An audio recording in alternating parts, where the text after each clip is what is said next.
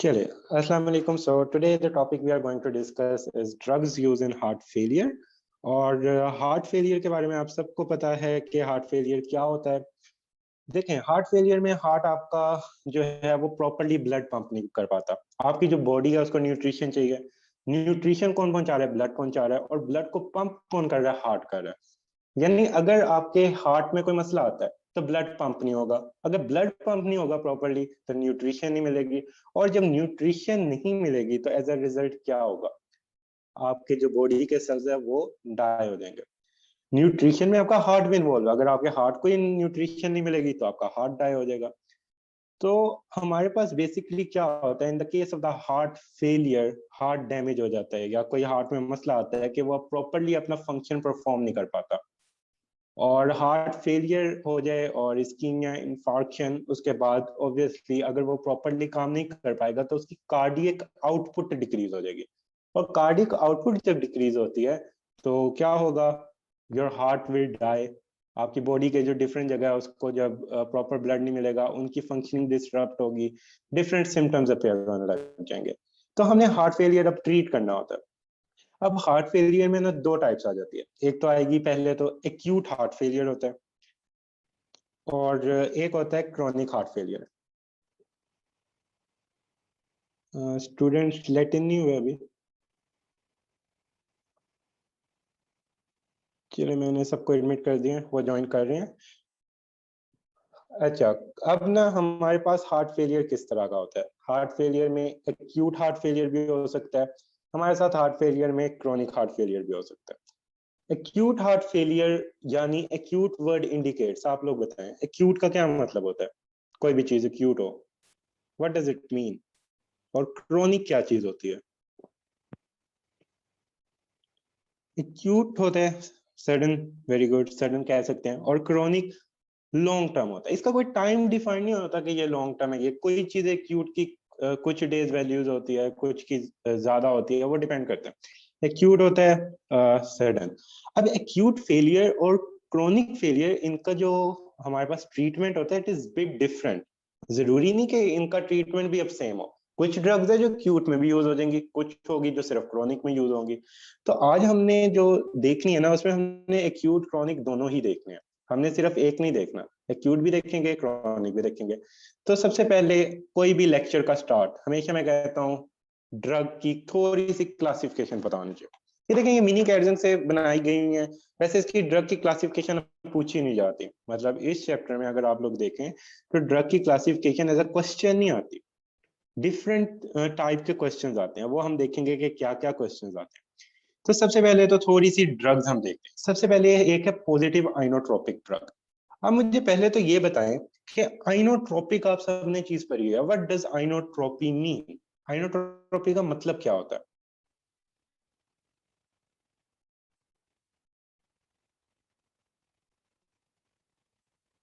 अच्छा, someone is seeing heart rate, someone is seeing force of contraction. Yes, it is force of contraction. आइनोट्रोपी का मतलब होता है force of contraction and कोनोट्रोपी का मतलब होता है heart rate. आइनोट्रोपी है force of contraction.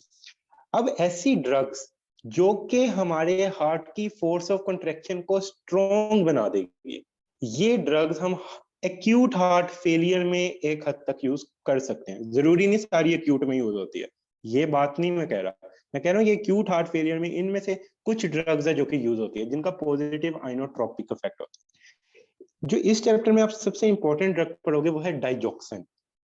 डाइजॉक्सिन भी पॉजिटिव आइनोट्रोपिक ड्रग है। बट द थिंग इज कि जो डाइजॉक्सिन है it is not use in acute heart failure. ये पॉइंट लिख लें, क्योंकि आप लोग ये पॉजिटिव आइनोट्रोपी है तो बहुत से बच्चे इस बात पे कंफ्यूज हो जाते हैं। वो समटाइम्स सोचते हैं कि अच्छा ये पॉजिटिव आइनोट्रोपी है तो we can use in acute heart failure. No, हम ये एक्यूट में नहीं यूज कर सकते। क्यों नहीं कर सकते वो हम आगे पढ़ेंगे। फिर कुछ ड्रग्स हम पढ़ेंगे जो कि वेजोडाइलेटर्स हैं। वेजोडाइलेटर्स आप लोगों ने ड्रग्स पढ़ी हुई हैं। वेजोडाइलेटर ड्रग का हमें क्या फायदा होगा? आपके नजदीक आप लोग पढ़ चुके हो। आप बताओ कि वेजोडाइलेटर ड्रग से हमें क्या फायदा हो सकता है कि हार्ट फेल हो रहा है बंदे का, तो वेजोडाइलेटिंग ड्रग हमें कैसे फायदा पहुंचा सकती है? यस, अगर तो वो वीनोडाइलेटर भी है और आर्टीरियोडाइलेटर भी है। आर्टीरियोल्स को डायलेट करेगी तो वो हमारा आफ्टर लोड कम करेगी, और अगर वो हमारे पास वेन्स को डायलेट करेगी वो हमारा प्री लोड कम करेगी। तो as a result, as a whole हमारे पास क्या फायदा होगा हमें, कि हमारे पास हार्ट को फंक्शन कम करना पड़ेगा। आफ्टर लोड और प्री लोड उसके फंक्शन करने की एबिलिटी डिटरमिन कर लेते हैं, हार्ट का वर्क हम रिड्यूस कर सकते हैं। तो वेजोडाइलेटर इस तरह हेल्प करेगी। अब वेजोडाइलेटर भी सारे एक्यूट और क्रॉनिक में, ये नहीं है कि सारे एक्यूट में यूज हो सकता है सारे। जो ये वाले है ना, ये एक्यूट हार्ट फेलियर में यूज हो सकते हैं। जो हाइड्रेलाजीन और नाइट्रेट है ये क्रॉनिक हार्ट फेलियर में यूज होते हैं। ये भी हम आगे पढ़ेंगे, अभी तो जस्ट मैं आप लोगों को थोड़ा सा ओवरव्यू दे रहा हूँ। देन आ जाते हैं लूप डायरेटिक्स जो होते हैं ना, थायराइड और लूप डायरेटिक्स। आपको मैंने बताया था कि आप लोग अभी थोड़ा सा पढ़ोगे, कल आपका पूरा डायरेटिक्स पे लेक्चर है। कल वो एक पूरा चैप्टर है डायरेटिक्स पे जो बहुत इंपॉर्टेंट है। कल हमने पूरा वो चैप्टर पढ़ना है, आज हम इसका ब्रीफ सा फिर देखते हैं। जस्ट मुझे बताएं, मैंने बताया था पोटेंट डायरेटिक है लूप डायरेटिक। आप लोगों को पता है अगर राइट हार्ट फेलियर हो, राइट साइड का हार्ट फेल हो जाए, आपके हार्ट के दो साइड है ना, एक राइट है एक लेफ्ट है, राइट साइडेड हार्ट फेलियर हो, तो मुझे बताए कि एडीमा किधर होता है। If the person has right-sided heart failure, तो edema किधर होगा? Right-sided heart failure, not left-sided.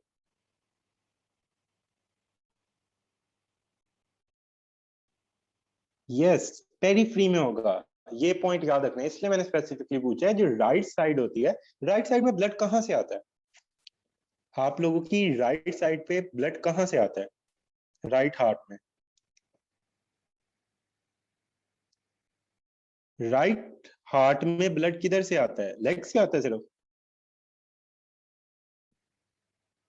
Right side पे हार्ट आप लोगों ब्लड आता है बॉडी से, सिस्टेमिकली पूरी बॉडी से आ रहा होता है। सही हो गया ना? राइट साइडेड हार्ट फेलियर होगा तो आपकी बॉडी में एडीमा होगा, पेरिफ्री में एडीमा होगा। लेकिन आप मुझे बताएं कि अगर हमारा लेफ्ट हार्ट फेल होता है, लेफ्ट साइडेड हार्ट फेलियर होता है, तो फिर एडीमा किधर होगा?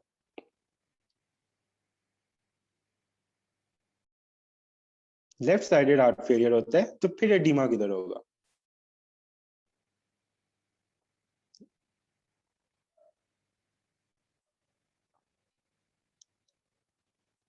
Yes, very good. तब पल्मोनरी एडीमा होगा, क्योंकि तब आपका लेफ्ट साइड पे फेलियर है। लेफ्ट साइड पे ब्लड कहाँ से आता है? लंग से आता है। तो ये आप लोगों को बेसिक पहले पता होना चाहिए। अब देखें एडीमा के जो लूप डायरेटिक है, डायरेटिक क्या करती है? बॉडी वॉल्यूम डिक्रीज करती है, यानी इट विल रिलीव एडीमा। अगर लंग्स में एडीमा हो जाएगा तो आप सांस प्रॉपरली ले सकते हो, यानी ऑक्सीजन का एक्सचेंज प्रॉपर होगा। अगर एडीमा हो जाता है लंग्स में, पल्मोनरी एडीमा हो जाता है, तो डिस्निया होगा कि नहीं? डिस्निया होगा, यानी आप सांस प्रॉपर्ली नहीं ले पाते। आपको क्योंकि देखें बैरियर्स क्रॉस करने होते हैं, ऑक्सीजन ने जब लंग्स से आना होता है तो उसने बैरियर्स क्रॉस करने हैं। ये फॉर एग्जांपल बैरियर है। अब ये बैरियर पहले आमतौर पर क्रॉस करती है, जब एडिमा हो जाएगा तो उसका बैरियर बड़ा हो जाएगा, तो अब उसने अभी भी वही बैरियर क्रॉस करना है, देन वो पास हो सकती है, तो डिस्निया फील होगा। फिर पल्मोनरी एडिमा में हेल्प कौन कर सकता है? Loop diuretic. ये आगे हम पूरी ड्रग्स पढ़ेंगे। फिर एस इनहिबिटर और आर्ब्स आप लोगों ने पढ़े, ये किस तरह हेल्प करते हैं, ये भी हमने आगे करना है। फिर मुझे एक आगे जाने से पहले, बीटा ब्लॉकर मैंने बताया था कि beta blocker can not be use in one type of heart failure. Which type of heart failure में हम बीटा ब्लॉकर नहीं दे सकते? Very good. Acute heart failure में बीटा ब्लॉकर नहीं देना। बीटा ब्लॉकर के कुछ अच्छे इफेक्ट्स क्रोनिक हार्ट फेलियर में आते हैं। और याद रखने, इसमें ना एक क्लासिफिकेशन है, बिसोप्रोलोल को काट दें, कोई इतना ज्यादा मानी नहीं जाती अभी फिलहाल। नेबिवोलोल पे भी अभी रिसर्च चल रही है। जो कार्विडोलोल है और मेटोप्रोलोल है, ये दोनों बड़ी अच्छी साबित होती है क्रोनिक हार्ट फेलियर में। किस तरह साबित होती है ये हम आगे देखेंगे। अब आप लोग को थोड़ा थोड़ा सा ओवरव्यू मिल गया। पहले तो मुझे ये बताएं, जो नेट्रियोरेटिक पेप्टाइड होता है, एक बीएनपी पढ़ा होगा, एक नेट्रियोरेटिक पेप्टाइड पढ़ा होगा, ये आप लोग पढ़ के आए हो, मैं आप लोग की फिजियोलॉजी रिवाइज करवा रहा हूँ पहले तो। इसका फंक्शन किसी को याद है? ये कब होता था, कौन किस तरह ये ज्यादा होता था, इसका क्या काम होता था? किसी को याद हो ये चीज? यस, ये जब हमारे पास ब्लड वॉल्यूम ज्यादा होता था। ये कौन डिटेक्ट करता था? कहाँ पे जाके, कहाँ, कौन सी सिस्टम आपका? वेरी गुड, अर्सलान स्ट्रेचोफैक्ट्रिया, ये फिर उधर से रिलीज होता था। तो आप लोगों ने पढ़ा था नेट्रियूरेटिक पेप्टाइड, तो आप कहते थे ये नेट्रियूरेसिस करवाता है। नेट्रियूरेसिस मतलब सोडियम बॉडी से बाहर निकालता है। If the sodium is excreting from the body, तो sodium is an osmotic active agent, तो वो अपने साथ पानी को भी ले जाएगी, तो यानी ये बॉडी का वॉल्यूम डिक्रीज कर सकता है। ये पॉइंट आप लोग मानते हो कि अगर ये नेट्रियूरेसिस करवा रहा है तो ये साथ डायूरेसिस भी ऑब्वियसली करवा ही देगा एक हद तक, तो ये बॉडी वॉल्यूम डिक्रीज कर सकता है, पहला पॉइंट। और इसके अलावा इसकी वेजोडाइलेटिंग प्रॉपर्टीज भी होती है, तो ये इसके फंक्शन है। तो ये हमारे पास 2 in 1 यूज होगा। अब हम एम देखेंगे कि एक को हार्ट फेलियर हो गया है, सबसे पहले हमें एम अगर नहीं पता होगा, हम ड्रग से जितने मर्जी रट्टे मार ले, अगर एम आता होगा हम कोई ना कोई ड्रग खुद ही ढूंढ लेंगे। सबसे पहले पहला एम, हमें प्री लोड कम करना है। तो प्री लोड कौन सी ड्रग्स कम कर सकती है? डायूरेटिक प्री लोड कम कर सकती है। अब आप लोग लॉजिक सोचें, डायूरेटिक कैसे प्रीलोड कम करेगी? डायूरेटिक क्या करेगी? ब्लड वॉल्यूम कम करेगी। ब्लड वॉल्यूम कम होगा तो एज अ रिजल्ट हार्ट में ब्लड कम जाएगा, प्रीलोड कम, सही हो गया। बॉडी वॉल्यूम कम, पहला आप लोगों ने मान लिया। एस इनहिबिटर और आर्ब्स प्रीलोड कम कर सकती है, ऑब्वियसली कर सकती है। एस इनहिबिटर और आर्ब्स क्या करेंगे? एल्डोस्टेरोन कम, एल्डोस्टेरोन कम तो salt and water retention come, body से फ्लूइड ज्यादा निकला, ब्लड वॉल्यूम डिक्रीज हुआ। उसके अलावा एंजियोटेंसिन की फॉर्मेशन कम हुई, एंजियोटेंसिन 2 फॉर्मेशन कम हुई तो वेजोडाइलेशन हुई। तो इन दिस वे ये भी प्रीलोड कम करती है। आप लोग ये मानते हो कि ये प्रीलोड कम करती है? डू यू पीपल एग्री कि ये प्रीलोड कम करेगी?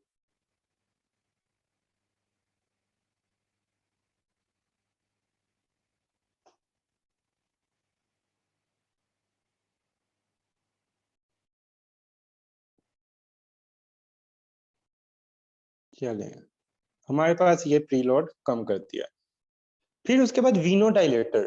वीनोडाइलेटर्स क्या होते हैं? वीनोडाइलेटर आप लोगों को पता है वेन्स को डायलेट करेंगे। अब वीनस रिटर्न पे प्रीलोड डिपेंड करता है, ये हम पढ़ चुके हैं। तो वीनोडाइलेटर प्रीलोड कम करते हैं, ये पॉइंट आप क्लियर रखें। तो ये तीनों चीजें जो हैं ये प्रीलोड कम कर सकती हैं, ये मेडिसिन। यानी एक थेराप्यूटिक गोल में हमारा आता है प्री लोड कम करना, दूसरा हमारा गोल क्या होता है? आफ्टर लोड कम करना। तो आफ्टर लोड कैसे कम हो सकता है? आफ्टर लोड क्या होता है कि आर्टरीज में कितनी रेजिस्टेंस है, what is the TPR, what is the total peripheral resistance. so by giving ACE inhibitors and ARBs we can decrease the TPR. how? Because angiotensin 2 का लेवल कम हो जाएगा। जब angiotensin 2 का लेवल कम होगा तो vasodilation होगी, because angiotensin 2 is itself a vasoconstrictor. In this way we can decrease afterload. And arteriodilators जो arteries को dilate करेंगे तो ये आफ्टरलोड कम करेंगे। तो इस पॉइंट से भी सब एग्री करते हैं कि आफ्टरलोड कम होगा ये वाली ड्रग्स। यानी ये वाली जो दो ड्रग्स हैं ये आफ्टरलोड और प्री लोड दोनों कम कर रही है, ये वाली ड्रग। ये पॉइंट क्लियर हुआ यहां तक? Now we move toward the contractility. अब कॉन्ट्रैक्टिलिटी का हमें क्या फायदा होगा? When the person has heart failure, यानी वो बंदा प्रॉपर्ली ब्लड पंप नहीं कर पा रहा, अगर हम उसके पंप को की थोड़ी सी एबिलिटी को ज्यादा बेहतर कर दें तो भी हम हार्ट फेलियर को ट्रीट कर सकते हैं। बीटा एगोनिस्ट क्या करते हैं? Beta agonist on the heart muscle वहां पे अटैच हो गए बीटा 1 रिसेप्टर्स के साथ, और एज अ रिजल्ट कॉन्ट्रैक्शन कम करेंगे, positive inotropic effect. And contractility digoxin भी कर सकती है। And the last thing is decrease in remodeling of heart. मुझे बताएं कि रीमॉडलिंग आप लोगों के नजदीक अच्छी चीज है कि बुरी चीज है?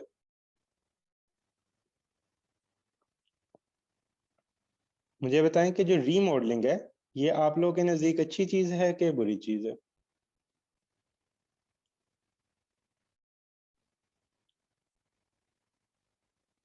रीमॉडलिंग आप लोगों के नजदीक अच्छी चीज है? No, remodelling is a bad thing. इस पॉइंट को याद रखना है। जो रीमॉडलिंग होती है ना, ये इसका वर्ड इस तरह का लगता है कि हमें लगता है कि अच्छी चीज है, इस वजह से मैंने ये पूछा, ये ताकि आप लोग को याद रहे। Remodelling is a bad thing. Heart की रीमॉडलिंग का क्या मतलब है?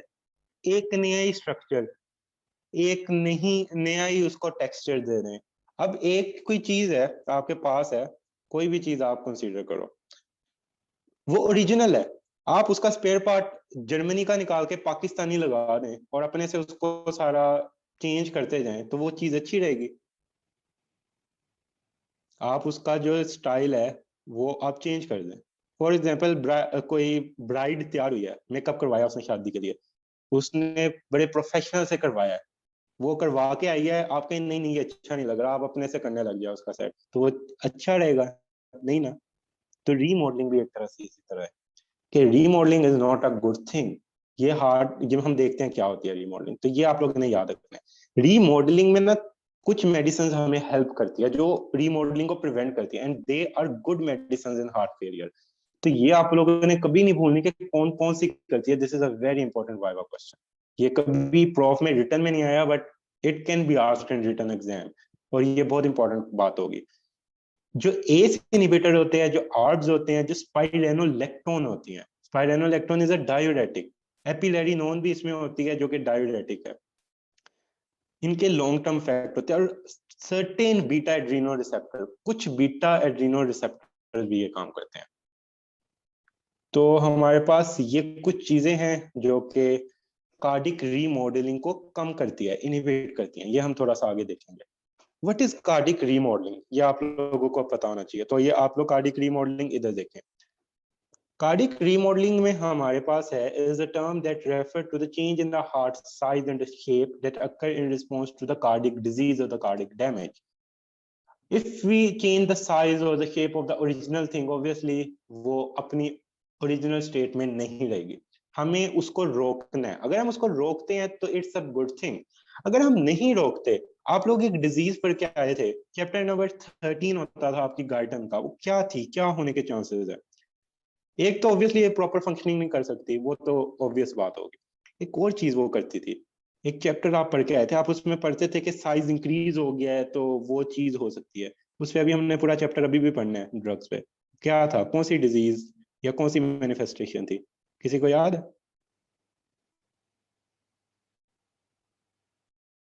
नो। हार्ट फेलियर में तो ये चीज होगी ना, arrhythmia. Yes, very good. Arrhythmia होने के चांसेस होते हैं जब हार्ट में कोई मसला आ गया ना, तो एक्टोपिक फोकाई बन जाते हैं, और हार्ट रीमॉडलिंग से हार्ट साइज भी इंक्रीज हो सकता है। ये सारी चीजें हैं, क्योंकि उसका स्ट्रक्चर ऑब्वियसली चेंज होगा, तो एरिथमिया के चांसेस भी इंक्रीज हो जाते हैं। सही हो गया, टेम्पोनेट होता है बाहर से। तो cardiac remodelling is not a good thing for us, और हमने देखना है कि वो कौन हमें हेल्प करता है और कौन नहीं। पहले मैं आपका हार्ट का कॉन्सेप्ट डेवलप करवा दूं, ताकि, क्योंकि मैं बेसिक इसलिए हमेशा कवर करवाता हूँ कि क्योंकि आई बिलीव कि अगर आपको बेसिक आती है तो तब आपको ड्रग्स याद करने की जरूरत नहीं पड़ेगी, आपको पहले से पता होंगी। लेकिन अगर आपको डायरेक्ट ड्रग्स करवा दी जाए तो आप लोगों को ऑब्वियसली वो क्रैम करनी पड़ेगी और याद नहीं रहेगी। तो आई ऑलवेज ट्राई कि आपको लॉन्ग टर्म चीज दूं। दो तरह के हार्ट फेलियर है, सिस्टोलिक एंड डायस्टोलिक। सिस्टोलिक का मतलब होता है कॉन्ट्रैक्ट करके, जो आप लोगों को पता है, जो कॉन्ट्रैक्टिव फेज होता है, जो कॉन्ट्रैक्शन वाला फेज होता है। कॉन्ट्रैक्शन वाले फेज में क्या होता है, हार्ट में जो ब्लड होता है वो बॉडी को पहुंचाया जाता है। और डायस्टोलिक फेज कौन सा फेज होता है, जिसमें बॉडी का ब्लड हार्ट में आता है। रिलैक्सेशन फेज को डायस्टोलिक फेज कहते हैं। अब हमने देखना ये दो तरह के हार्ट फेलियर है। अब जरूरी नहीं है कि कोई भी ड्रग हम डायस्टोलिक हार्ट फेलियर में भी दे दें, इसमें भी हमें देखना होता है। जो सिस्टोलिक हार्ट फेलियर है, इसमें क्या मसला है, पंपिंग एबिलिटी में मसला है, कॉन्ट्रैक्ट जो कॉन्ट्रैक्टाइल फोर्स है वो प्रॉपर नहीं हो रही। तो हम कौन सी मेडिसिन दे सकते हैं, कौन सी मेडिसिन कॉन्ट्रैक्शन अच्छी करवा रही थी, कौन सी मेडिसिन मैंने बताया था कॉन्ट्रैक्शन अच्छी करवाएगी, आप खुद बताएं।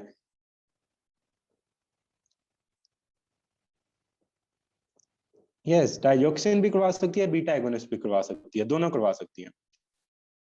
Digoxin and beta agonist both, तो ये दोनों हमारे पास करवा सकती हैं कॉन्ट्रैक्शन बेहतर।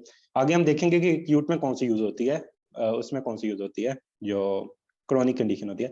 इजेक्शन फ्रैक्शन सिस्टोलिक में कम होता है, डायस्टोलिक में क्या होता है, हाइपरट्रोफी की वजह से, क्योंकि हाइपरट्रोफी हो जाएगी तो जगह कम हो जाएगी। सही हो गया। इसकी एग्जांपल है, दो सीट्स हैं बस में, आपके साथ एक कोई तगड़ा सा आदमी बैठ जाता है जो काफी मोटा है, तो आपकी सीट की जगह कम हो जाएगी। सही है। इसी तरह हार्ट के जो चैम्बर्स हैं उनकी हाइपरट्रॉफी हो जाएगी, उसके अंदर की जो एबिलिटी, जो अंदर होता है स्पेस होती है, वो भी कम हो जाती है। सही हो गया। तो डायस्टोलिक हार्ट फेलियर, इस तरह चीजें याद रखें, आपको कभी भूलेगी नहीं। फिर science and symptoms almost similar होते हैं।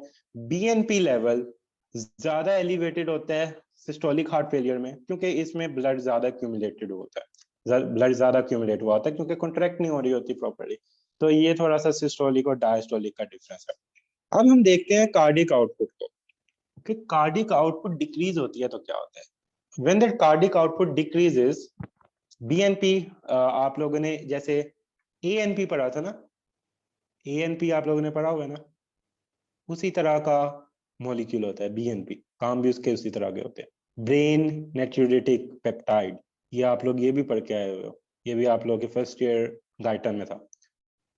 जैसे एट्रियल नेट्रियोलिटिक पेप्टाइड है, वो बीएनपी ब्रेन नेट्रियोलिटिक पेप्टाइड है, क्योंकि पहले ये ब्रेन में अंदर हुआ था और एट्रिया वाला एट्रिया में हुआ था, इनके फंक्शन ऑलमोस्ट सेम है।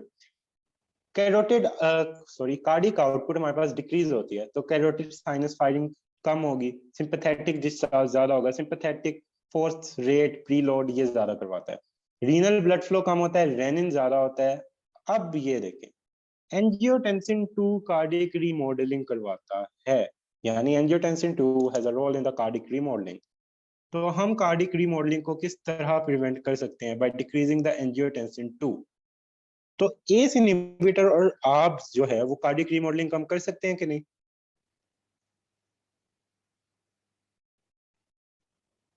If angiotensin 2 is responsible for the cardiac remodeling, so ACE and ARBs can decrease। तो याद अब रखना, अब ये बात भूलनी नहीं चाहिए कि जो ACE and ARBs है वो क्या करेंगे?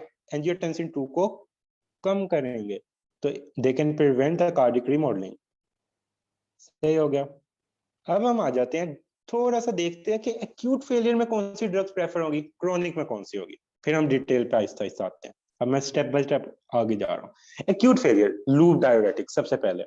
लूप डायरेटिक क्या करेगी? Loop diuretic is a strong diuretic, it will decrease the blood volume, it will decrease the preload, ये आपके हार्ट पे प्रेशर कम करेगी, प्रीलोड कम होगा। और जो लेफ्ट हार्ट फेलियर जिनको हुआ है वो उसमें क्या करेगी? लेफ्ट हार्ट फेलियर वाले में पल्मोनरी एडीमा हुआ होता है, तो लूप डायरेटिक बहुत अच्छी होती है। याद रखना है, जब भी कोई पेशेंट प्रेजेंट होता है हार्ट फेलियर के साथ तो उसको डायरेटिक दी जाती है ताकि उसका बॉडी वॉल्यूम डिक्रीज किया जाए। और पल्मोनरी कंजेशन हुई होती है उस बंदे की हार्ट फेलियर में, क्यों तो ना, हार्ट फेलियर के समटाइम्स कुछ पेशेंट्स को उन्होंने चेयर पे भी बिठाया होता है। आप लोगों ने कभी सुना होगा कि अगर लंग्स में पानी भर जाए तो लेटे हुए ज्यादा मसला होता है सांस लेने में एज कम्पेयर टू बैठे हुए। तो इस तरह भी होता है, तो ये चीजें आप लोग ने याद रखनी है। तो लूप डायलिटिक से क्या होगा कि पल्मोनरी एडीमा को भी प्रिवेंट किया जाएगा, ब्लड वॉल्यूम भी, तो हमें 2 in 1 मिल रहा है।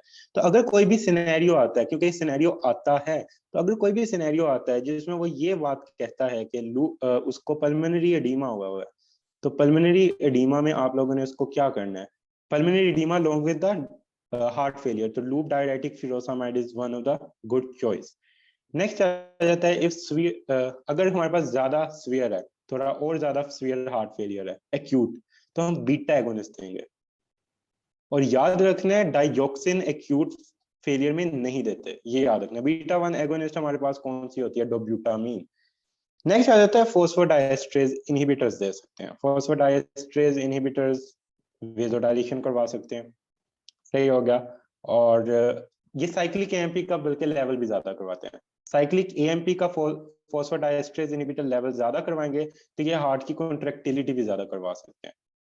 आप लोग के हार्ट पे बीटा 1 रिसेप्टर होते हैं। बीटा 1 रिसेप्टर किससे हमारे पास कनेक्टेड होता है? जीएस से। जीएस हमारे पास, यस, डोपामीन दे सकते हैं, वेरी गुड, डोपामीन दी जाती है। डोपामीन और dobutamine can be use in acute heart failure. Beta 1 हमारे पास जीएस मेडिएटेड होता है, जीएस साइक्लिक एएमपी ज्यादा करवाती है, ये बात आप लोग मानते होंगे, ये आप लोग को पता है। फोस्फोडाइएस्ट्रेज इनहिबिटर भी साइक्लिक एएमपी का लेवल को ज्यादा कर रहे होते हैं, तो साइक्लिक एएमपी का लेवल ज्यादा होगा तो ये विदाउट डायलेशन भी करवा सकते हैं बाय एक्टिंग ऑन बीटा 2, और बीटा 1 पे एक्ट करके ये हार्ट की कॉन्ट्रैक्टिलिटी भी ज्यादा करवा सकते हैं। और इसके अलावा हम वेजो डायलेटर्स यूज कर सकते हैं। चलिए, पहले आप मुझे यहाँ तक बताएं कि आप लोग को क्लियर हो गया एक्यूट हार्ट फेलियर में ये ड्रग।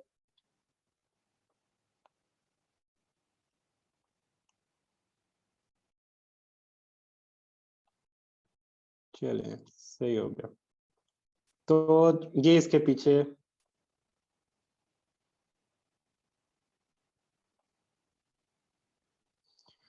चलिए अब हम देखते हैं drug preferred in the chronic heart failure. अब हम क्रॉनिक की तरफ जाने लगे हैं।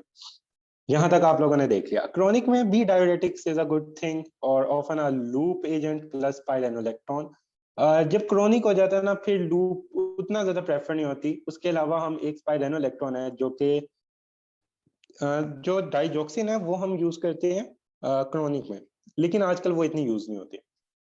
स्पाइरोनोलेक्टोन जो है ना, ये भी डायरेटिक है, लेकिन ये डायरेटिक की एक प्रॉपर्टी है कि ये जो डायरेटिक है ये हमारे पास क्या करती है, ये डिक्रीज करती है कार्डिक रीमॉडलिंग। तो इट्स अ गुड डायरेटिक। एक सेकंड, ये स्क्रीन शो नहीं हो रही। अच्छा, स्पाइरोनोलेक्टोन हमारे पास जो है ये कार्डिक रीमॉडलिंग को रोकती है, तो ये अच्छी चॉइस होगी। नेक्स्ट आ जाता है प्लस एन एस इनहिबिटर। फिर हम साथ एस इनहिबिटर दे सकते हैं। एस इनहिबिटर क्या करता है, कार्डिक रीमॉडलिंग को रोकता है, क्रॉनिक में अच्छे होगा। If tolerated then beta blocker. Beta blocker वैसे नहीं देना, मैंने अगेन बताया, because it is a negative inotropy, लेकिन क्रॉनिक में देख के अकॉर्डिंग टू द सिचुएशन देख के दिया जा सकता है। और बीटा ब्लॉकर क्या करेगा, बीटा ब्लॉकर हमारे पास क्या करता है, कार्डिक रीमॉडलिंग को ये भी हेल्प करता है। तो क्रोनिक हार्ट फेलियर में ना आप लोगों ने थोड़ा सा जहन में याद रखना है, ऐसी ड्रग्स को ज्यादा प्रेफर किया जाएगा जो कि कार्डिक रीमॉडलिंग को कम करती है। तो अब ये पॉइंट याद रखना है, इससे आपको क्रोनिक की ड्रग्स नहीं भूलेगी कभी। जो कार्डिक रीमॉडलिंग को कम करते हैं they will be given in the chronic failure. तो ये आपको क्लियर हो गया सब कुछ।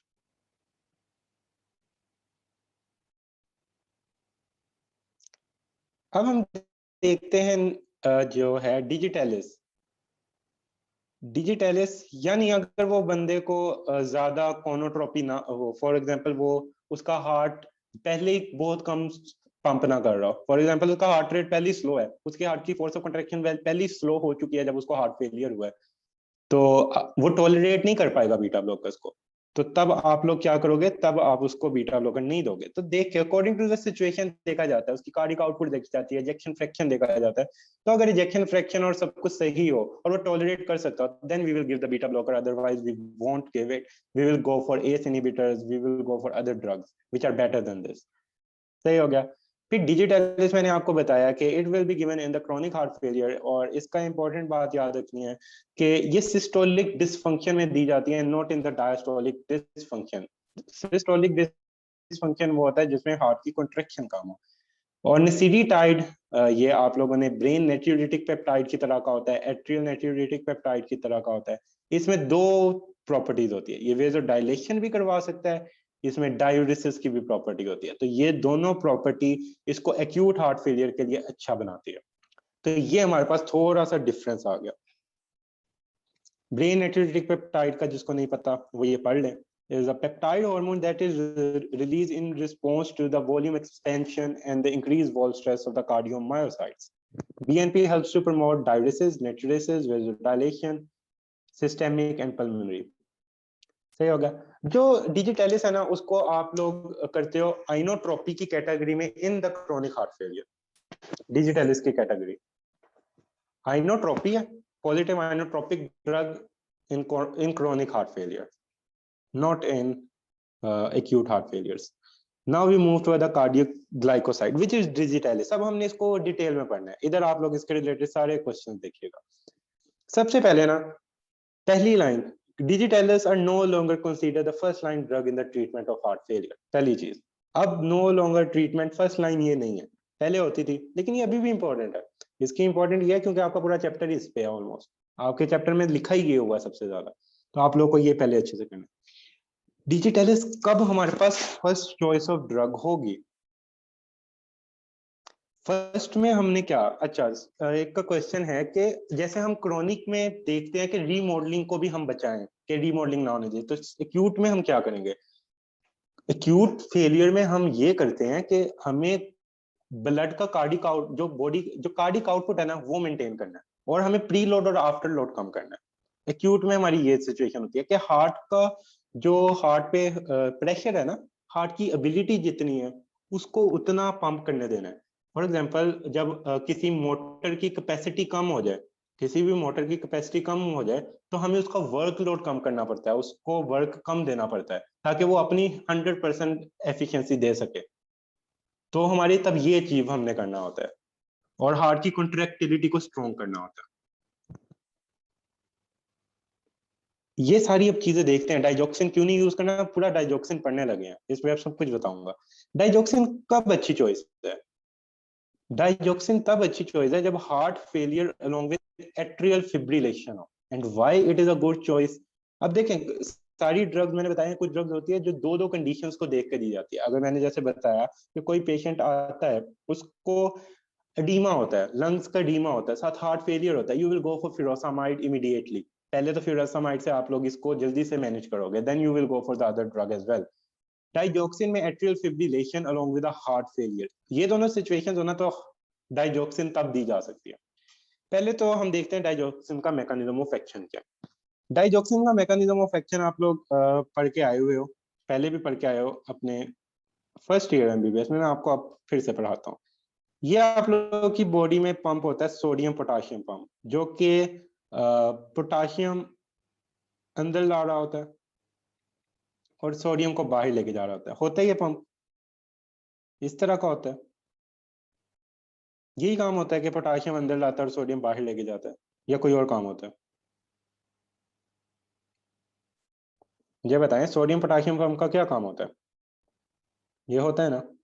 दूसरा हमारे पास एक और पंप होता है, वो पंप होता है सोडियम कैल्शियम एक्सचेंजर।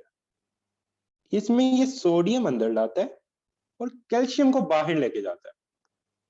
ये दो पंप्स का इंपॉर्टेंट फंक्शन है। अब देखते हैं हम इनका दो का फंक्शन कैसे इंपॉर्टेंट है, क्यों इंपॉर्टेंट है, ये अब हमने देखना है। अब हमारे पास जो डिजिटैलिस है वो क्या करती है, किधर जाके एक्ट करती है? It will act on the sodium potassium pump, वो इसको जाके इनहिबिट कर देगी। जब हमारे पास सोडियम पोटाशियम पंप इनहिबिट हो जाएगा तो हमारे पास क्या होगा? Sodium will keep on accumulating inside the cell. Sodium को बाहर जो निकाल रहा था, अब सोडियम सेल के अंदर है। इस बात से आप एग्री करते हैं कि सोडियम बहुत ज्यादा सेल के अंदर आ जाएगा। अब जब सोडियम सेल के अंदर आ गया तो जो कंसंट्रेशन ग्रेडियंट यहाँ पे था, जो इस वाले पंप का था, उसको सोडियम बाहर ज्यादा चाहिए था, सोडियम कम अंदर चाहिए था, फिर ही वो मूव कर सकता था बाहर से अंदर। अब जब सोडियम अंदर आ गया है तो सोडियम कैल्शियम एक्सचेंजर अपना फंक्शन कर सकेगा कि नहीं कर सकेगा, ये बताएं। अगर सोडियम सेल के अंदर आ चुका है, नहीं कर सकता, तो एज अ रिजल्ट क्या होगा? सोडियम सेल के अंदर और नहीं आएगा और कैल्शियम सेल से बाहर नहीं जाएगा। अगर कैल्शियम सेल से बाहर नहीं जाता तो कैल्शियम क्या होगा? सेल के अंदर रहेगा कि नहीं रहेगा, ये बताएं। It will keep on accumulating inside cell, और सार्कोप्लाज्मिक रेटिकुलम पे कैल्शियम एक्ट करके उससे फर्दर कैल्शियम रिलीज करवाएगा। सही हो गया, यानी calcium level will increase inside the cell simply. अब जब ये इंक्रीज होगा तो as a result what will happen? The contraction will increase. So this is the reason how digitalis act. ये सारा उसका पीछे मैकेनिज्म है। तो ये क्या करेगा? कंट्रैक्शन इंक्रीज करेगा, जो कि आप लोग पढ़ के आए हो, अभी आपको बताया कि पॉजिटिव कोनोट्रोपिक इफेक्ट होगा। तो इसका पॉजिटिव कोनोट्रोपिक इफेक्ट है, आइनोट्रोपिक, सॉरी पॉजिटिव आइनोट्रोपिक, याद रखना पॉजिटिव आइनोट्रोपिक है। इसका ना नेगेटिव कोनोट्रोपिक इफेक्ट भी होता है, ये मैंने आपको समझाना है असल में। पॉजिटिव आइनोट्रोपिक क्लियर हो गया कि कॉन्ट्रैक्शन किस तरह ज्यादा होगी।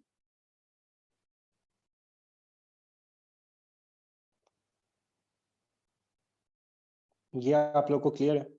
अब जो डिजिटैलिस है ना, ये ऑटोनॉमिक आउटफ्लो जो होता है, ऑटोनॉमिक नर्वस सिस्टम का जो आउटफ्लो होता है उसको भी वेरी करवाता है। और इसका हमारे पास हार्ट पे जो एवी नोड है और एट्रिया है, उस पे क्या इफेक्ट होता है? पैरासिम्पैथोमाइमेटिक। एक इफेक्ट हम पढ़ के आ गए हैं जो उसका था, दूसरा इफेक्ट अब बता रहा हूँ। डिजिटैलिस का पैरासिम्पैथोमाइमेटिक इफेक्ट भी होता है। पैरासिम्पैथोमाइमेटिक इफेक्ट होगा तो पॉजिटिव कोनोट्रोपी होगी कि negative chronotropy? What will happen if there is parasympathomimetic effect? Negative chronotropy. तो ये हार्ट रेट को स्लो भी करवा देता है, करवा सकता है।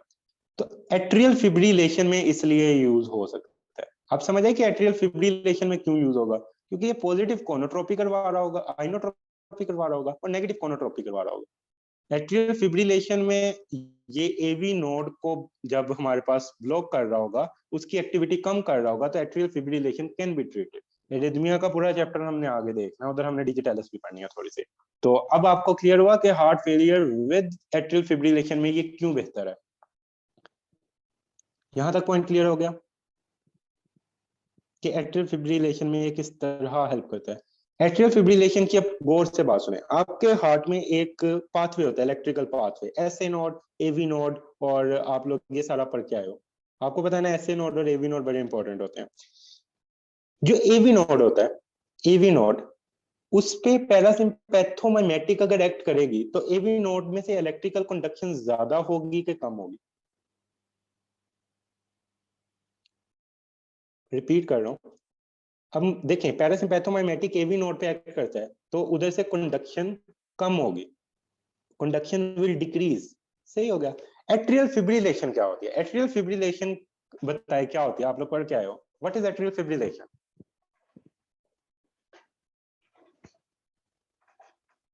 एट्रियल फिब्रिलेशन होती क्या है?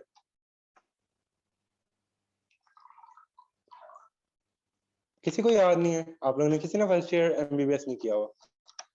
एक्सेसिव डिस्चार्ज, कितना डिस्चार्ज होता है? डिरेंज्ड कॉन्ट्रैक्शन तो होती है। इलेक्ट्रिकल डिस्चार्ज ज्यादा होता है ना। एट्रियल फिब्रिलेशन और फ्लटर आप लोगों ने पढ़ा होगा, अब जाके एक बार खुद भी पढ़ना। एरिथमिया वाला चैप्टर आप लोग को किसी को नहीं ऐसे समझ आना अगर मैंने उसमें ना आप लोग की बेस बनाई। उसमें ये होता है कि हाँ एग्जैक्टली फायरवर्क स्टार्ट हो जाता है, इसी तरह ये हिसाब है। इसमें जब ट्रॉपिक फोक है या कुछ भी होता है, इलेक्ट्रिकल डिस्चार्ज बहुत ज्यादा हो जाता है, even up to 300 times per minute. आपका नॉर्मल हार्ट रेट कितने? 70 टाइम्स, 70, 72, 60 टू 100 के दरमियान में कंसीडर किया जाता है। 300 टाइम, क्या आपको लगता है 300 टाइम हार्ट इतना पंप कर सकता है? ऑब्वियसली नो,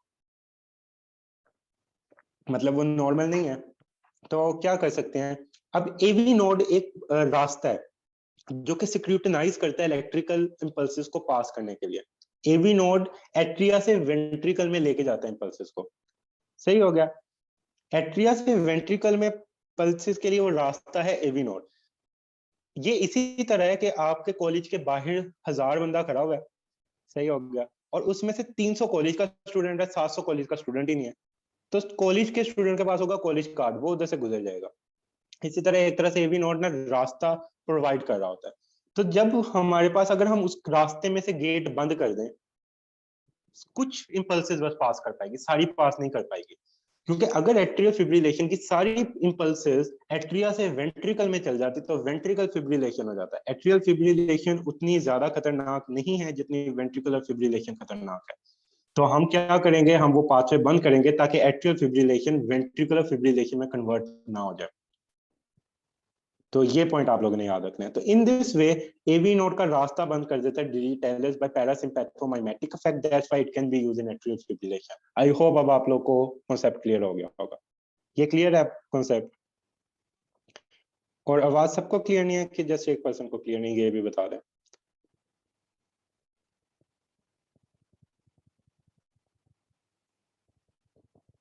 ये आप सबको क्लियर हो गया? चले, अब ये आप लोगों को ये भी चीज क्लियर होगी। अब हम आते हैं मैकेनिकल इफेक्ट। अब ना जो डिजिटैलिस है, डाइजॉक्सिनस के दो तरह के इफेक्ट्स है। एक है mechanical effect, mechanical effect is related to the contractility के रिलेटेड है, और इलेक्ट्रिकल इफेक्ट, दो तरह के इफेक्ट्स है। अब हम देखते हैं कि क्या क्या करता है। पहले तो इंक्रीज इन कॉन्ट्रैक्टिलिटी, डिजिटैलिस का ये फंक्शन है, ये आप लोग इससे एग्री करते हो, which is positive inotropy. Next function is increase in ventricular ejection. अगर कॉन्ट्रैक्ट ज्यादा करेगा तो ऑब्वियसली इजेक्शन फ्रैक्शन ज्यादा होगा। इजेक्शन फ्रैक्शन ज्यादा होगा तो एंड सिस्टोलिक वॉल्यूम कम होगा, यानी जब सिस्टली हो जाएगी तो उसके बाद जितना हार्ट में ब्लड रहेगा वो कम है। ये टर्म्स आप लोग पढ़ के आए हुए हो। और एंड डायस्टोलिक वॉल्यूम जो है वो भी कम होगा। इंक्रीज कार्डिक आउटपुट, तो ये सारे मैकेनिकल फैक्ट है। यानी आपको बस इंक्रीज कॉन्ट्रैक्टिलिटी पता हो, फिजियो वाले सारे कॉन्सेप्ट अप्लाई करें, आपको ये पता लग जाएगा। ये इसके मैकेनिकल फैक्ट्स है, ये पूछे जाते हैं तो आपको आने चाहिए। इंक्रीज इन रीनल परफ्यूजन, जब कार्डिक आउटपुट ज्यादा हुई, कार्डिक आउटपुट यानी ब्लड ज्यादा गया तो रीनल परफ्यूजन भी बेहतर हो जाएगी। So these are the mechanical fact. Now we move to the electrical effect. Electrical दो तरह के इफेक्ट है, मैंने आपको बताया अर्ली कार्डिक पैरासिम्पैथोमाइमेटिक रिस्पॉन्स, जो कि हेल्पफुल हमें होता है एट्रियल फिब्रिलेशन। तो ये एक इलेक्ट्रिकल इफेक्ट है। और दूसरी इंपॉर्टेंट बात, ये लेटर एरिथमोजेनिक इफेक्ट देता है, यानी ये एरिथमिया कोज करवा सकता है। ये पॉइंट बात याद रखनी है। एरिथमिया पे पूरा चैप्टर आना है, उस पर बड़ी बहस होनी है इन सब चीजों पे, और वो काफी ज्यादा सैचुरेटेड चैप्टर है। तो एरिथमिया ये कोज करवा सकता है, यानी एक ड्रग आप यूज कर रहे हो फायदे के लिए, लेकिन वो नुकसान भी पहुंचा सकती है। इस वजह से इस ड्रग का लेवल बहुत ज्यादा देख के दिया जाता है। तो आप मुझे बताओ, हम कौन सी ड्रग फिर पहले प्रेफर करेंगे, जो कि रिदमिया करवा सकती है, या जिसका थेराप्यूटिक जो विंडो है वो बहुत छोटी हो, या जिसकी थेराप्यूटिक विंडो बहुत ब्रॉड हो? हम कौन सी ड्रग प्रेफर करते हैं?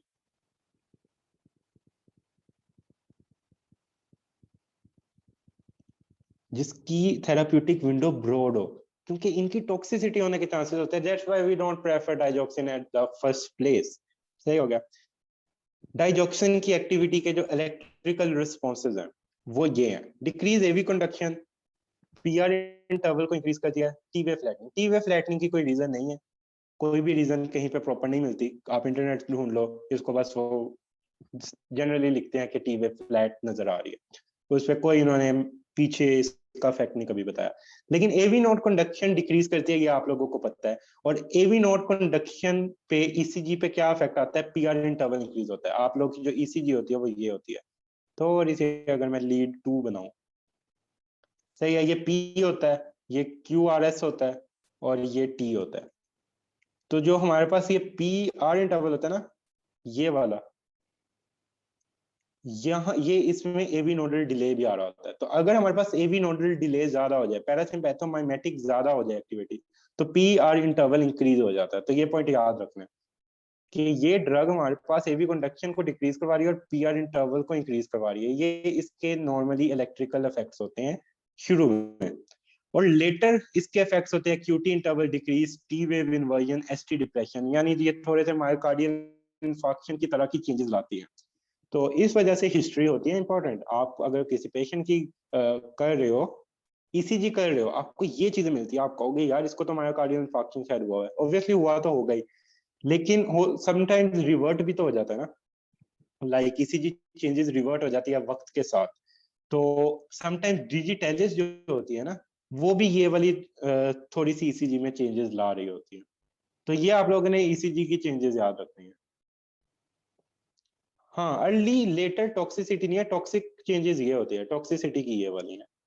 जब टॉक्सिसिटी होगी ना, यानी बहुत ज्यादा देंगे, अर्ली चेंजेस की इन दो की रीजंस है, बाकी इन चीजों की कहीं पे भी कोई प्रॉपर रीजन नहीं लिखे हुए कि क्यों ऐसा होता है। लेकिन ये किस तरह पता लगा ऐसा होता है? क्योंकि रिसर्चेज में जब ईसीजीज देखी गई डिफरेंट लोगों की जो कि डिजिटलस लेते थे, तो उनकी ईसीजी में ये थोड़ी सी चेंजेस आए। सही हो गया, ये आप लोगों ने याद रखना है। फिर उसके बाद आ जाता है इलेक्ट्रिकल टॉक्सिक रिस्पॉन्स। अब इलेक्ट्रिकल टॉक्सिक रिस्पॉन्स यानी जब बहुत ज्यादा टॉक्सिसिटी होगी, इसमें हमने कहा था कैल्शियम ओवरलोड हो रहा है। कैल्शियम अगर बहुत ज्यादा हो जाएगा, तो कैल्शियम बहुत ज्यादा होगा तो कॉन्ट्रैक्शन भी ज्यादा होगी, कंडक्टिविटी भी एक तरह से ज्यादा होती है उधर की, उस उन सेल्स की। तो एक्स्ट्रा सिस्टली, टेकिकार्डिया, फिब्रिलेशन, ये सारी चीजें आप लोग पढ़ के आए थे चैप्टर नंबर 13 गाइटन में। तो इंक्रीज इन कैल्शियम हमारे पास डिलेड आफ्टर डीपोलराइजेशन करवाता है। तो डिलेड आफ्टर डीपोलराइजेशन कुछ इस तरह होती है। ये आपके पास होता है नॉर्मल ग्राफ, इसने यहाँ पे एंड होना होता है, एंड होके फिर इसने अगला ग्राफ शुरू करना होता है नॉर्मली, नॉर्मल केसेस में। लेकिन अगर ये किसी और जगह पे दोबारा से डीपोलराइज हो जाए, जैसे यहाँ पे हो गया, यहाँ पे हो गया, यहाँ पे हो गया, यानी अभी तक ये प्रॉपरली रीपोलराइज नहीं हुआ था, उससे पहले दोबारा से डीपोलराइज हो जाता है, तो ये क्या करवाता है? ये एक्स्ट्रा सिस्टली होता है। तो ये भी टॉक्सिक इफेक्ट होता है डिजिटलिस का, कि वो एक्स्ट्रा सिस्टली करवा सकती है। ये चीजें क्लियर होगी, ये इसके इफेक्ट्स है, ये आप लोग ने याद करने हैं। It is a proof SCQ question, ये प्रूफ में एससीक्यू में आते हैं। चले नेक्स्ट आ जाते हैं इसके इंट्रैक्शंस। किन ड्रग्स के साथ ये नहीं दी जाती और किन कंडीशंस में ये नहीं दी जाती बिल्कुल भी? एक क्विनिडीन ड्रग है, इसके साथ ये नहीं दी जाती, क्योंकि ये डाइजॉक्सिन की क्लियरेंस कम करवाती है, यानी डाइजॉक्सिन की बॉडी से जो रिमूवल है इट विल डिक्रीज। जब डाइजॉक्सिन बॉडी से कम निकलेगा तो एज अ रिजल्ट क्या होगा? डाइजॉक्सिन बॉडी से कम निकलेगा तो ये बॉडी में ज्यादा होगा, और जब ये बॉडी में ज्यादा होगा तो इसके टॉक्सिक इफेक्ट्स आने शुरू हो जाएंगे। तो ये डाइजॉक्सिन की है। डाइजॉक्सिन अगर किसी पर्सन को हाइपोकैलीमिया है, हाइपोमैग्नीसीमिया है, हाइपरकैल्सीमिया है, उसमें भी नहीं देते। उस केसेस में भी ये इरिथमिया कॉज करवा सकती है। तो ये पॉइंट्स याद रखने हैं, ये इसके इंटरेक्शंस है। हाइपोकैलीमिया की रीजन ये होती है कि क्योंकि डाइजॉक्सिन उस साइड पे बाइंड होती है जहां पे सोडियम पोटाशियम पंप में पोटाशियम बंद होता पंप वो अटैच होता है। बेसिकली जो डिजिटैलिस होती है ये उस साइड को ब्लॉक कर रही होती है। अब मुझे ये बताएं कि यहाँ तक आप लोगों को समझ आ गया? ये डिजिटैलिस की आप लोगों को चीजें याद करनी पड़ेगी। तो इधर तक ये चीजें क्लियर है? ये आप लोगों को थोड़ी सी याद करनी पड़ेंगी। ये कंडीशंस ये वाइवा और सब में पूछी जाती है। Hypokalaemia, hypomagnesaemia, hypercalcaemia. अब कुछ रट्टे वाली चीजें नहीं है। हाइपोकैलीमिया की रीजन बता देता हूँ, और मैंने बता दिया है कि ये सोडियम पोटाशियम पंप पे जहां पे पोटाशियम ने बाइंड होना होता है ना, वहां पे डिजिटैलिस ने बाइंड होना होता है। तो क्या होगा, जब पोटाशियम कम होगा, ये पंप है यहाँ पे पोटाशियम ने बाइंड होना था, तो ये डिजिटैलिस की बाइंडिंग को रोकता है पोटाशियम। लेकिन अगर पोटाशियम होगा ही नहीं तो डिजिटैलिस का फंक्शन ज्यादा हो जाएगा, क्योंकि डिजिटैलिस को एक्टिव साइट ज्यादा मिल जाएगी जहां पे उसने बाइंड होना है। ये पॉइंट क्लियर हुआ? पहले ये बताएं, फिर वेरी गुड सर। इसलिए हम स्पेरिंग ड्रग दे रहे हैं कि हाइपोकैलीमिया में lead to arrhythmia. Very good, yes. Spironolactone हम इसलिए देते हैं, स्पाइरोनोलेक्टोन क्योंकि पोटाशियम लेवल को मेंटेन करवा रही होती है। अगर किसी की, क्योंकि जब लूप डायूरेटिक देते हैं ना, ये थायाजाइड डायूरेटिक देते हैं, तो थायाजाइड डायूरेटिक और लूप डायूरेटिक का काम होता है हाइपोकैलीमिया। हाँ जी, हाइपोकैलीमिया होता है। एक सेकंड, लूप डायरेटिक, यस, वो पोटाशियम की ज्यादा करवाएगी, तो हाइपोकैलीमिया होता है। तो जो स्पाइरोनोलेक्टोन होती है, it is a potassium sparing diuretic, वो पोटाशियम को स्पेयर करती है, बॉडी में रखती है। तो हम हाइपोकैलीमिया को ट्रीट कर सकते हैं। यानी अगर हम किसी को डायरेटिक दे रहे हैं जो कि पोटाशियम को बॉडी से एक्सक्रीट कर रही है, तो हम उसको साथ पोटाशियम स्पेयरिंग डायरेटिक देते हैं। ये पॉइंट क्लियर हुआ? पोटाशियम लेवल हमें बॉडी में मेंटेन रखना पड़ता है, बिकॉज अगर पोटाशियम ज्यादा होगा तब भी एरिथमिया होगा, अगर कम होगा तब भी एरिथमिया होगा। पोटाशियम लेवल हमें मेंटेन रखना होता है। पोटाशियम का लेवल ऊपर नीचे हुआ तो एरिथमिया।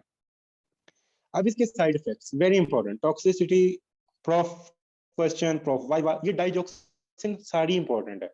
ये प्रोफ वाइवा, एससीक्यू, एमसीक्यू, किसी भी जगह पे चल जाए इसके क्वेश्चन आने हैं। टॉक्सिसिटी, नोजिया, वोमिटिंग, डायरिया, पहले तो तीन ये याद रखें, इसकी ये तीन टॉक्सिसिटी है। अब जो प्रोफ में एमसीक्यूज बहुत ज्यादा पूछा जाता है वो मैं बताता हूँ। एक एरिथमिया, मैंने ये बताया कि ये एरिथमिया भी करवा सकती है। विजुअल एबिलेशन, ये प्रोफ का एमसीक्यूज है। वो ना एमसीक्यूज में ज्यादातर देते हैं yellow green blindness, yellow green blindness, ये बड़ा कॉमनली यूज होता है। डिजिटैलिस की टॉक्सिसिटी, आप यूएसएमएलई के क्वेश्चन उठा लें, डिजिटैलिस लाजमी होता है क्वेश्चन में। आप किसी भी जगह का क्वेश्चन उठा के देखें, उसमें आपको डिजिटैलिस का जो क्वेश्चन होगा ना, उसमें ये वाला साइड इफेक्ट मिलेगा, येलो ग्रीन ब्लाइंडनेस। ये आप लोगों ने याद रखना है, ये बहुत इंपॉर्टेंट साइड इफेक्ट है, और ये प्रोफ का एमसीक्यू क्वेश्चन भी है। उसके अलावा ये ब्रेन में कंफ्यूजन और हेल्यूसिनेशंस करवा सकती है। एंडोक्राइन एबिलेशन, कार्डियक अरेस्ट, ये इसके बहुत ज्यादा इफेक्ट्स हैं।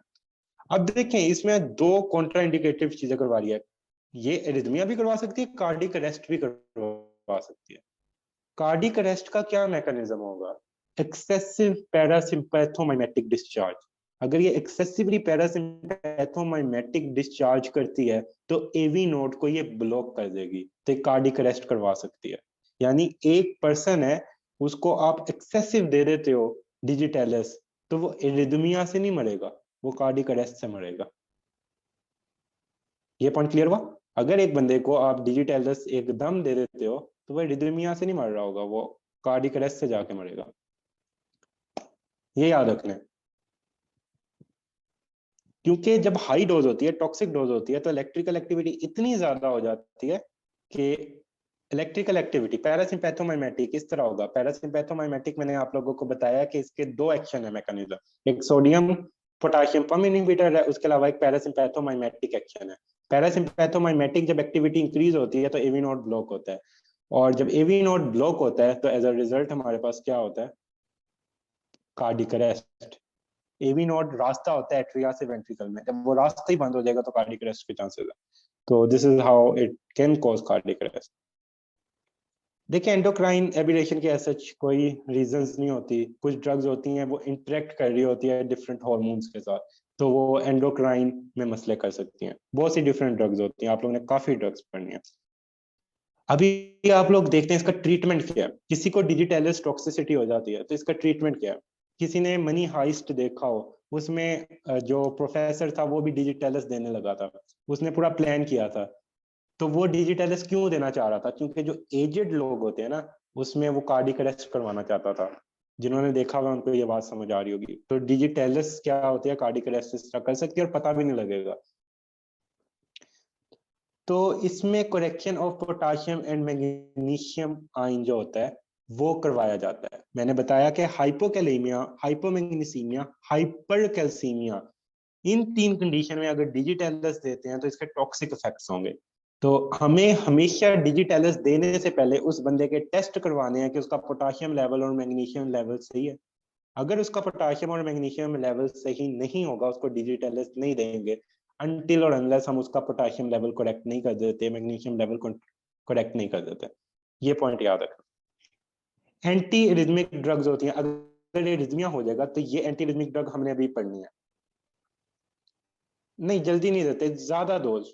देखिए मैंने बताया इसकी बहुत नैरो थेराप्यूटिक विंडो है। देखिए थेराप्यूटिक विंडो इस तरह होती है।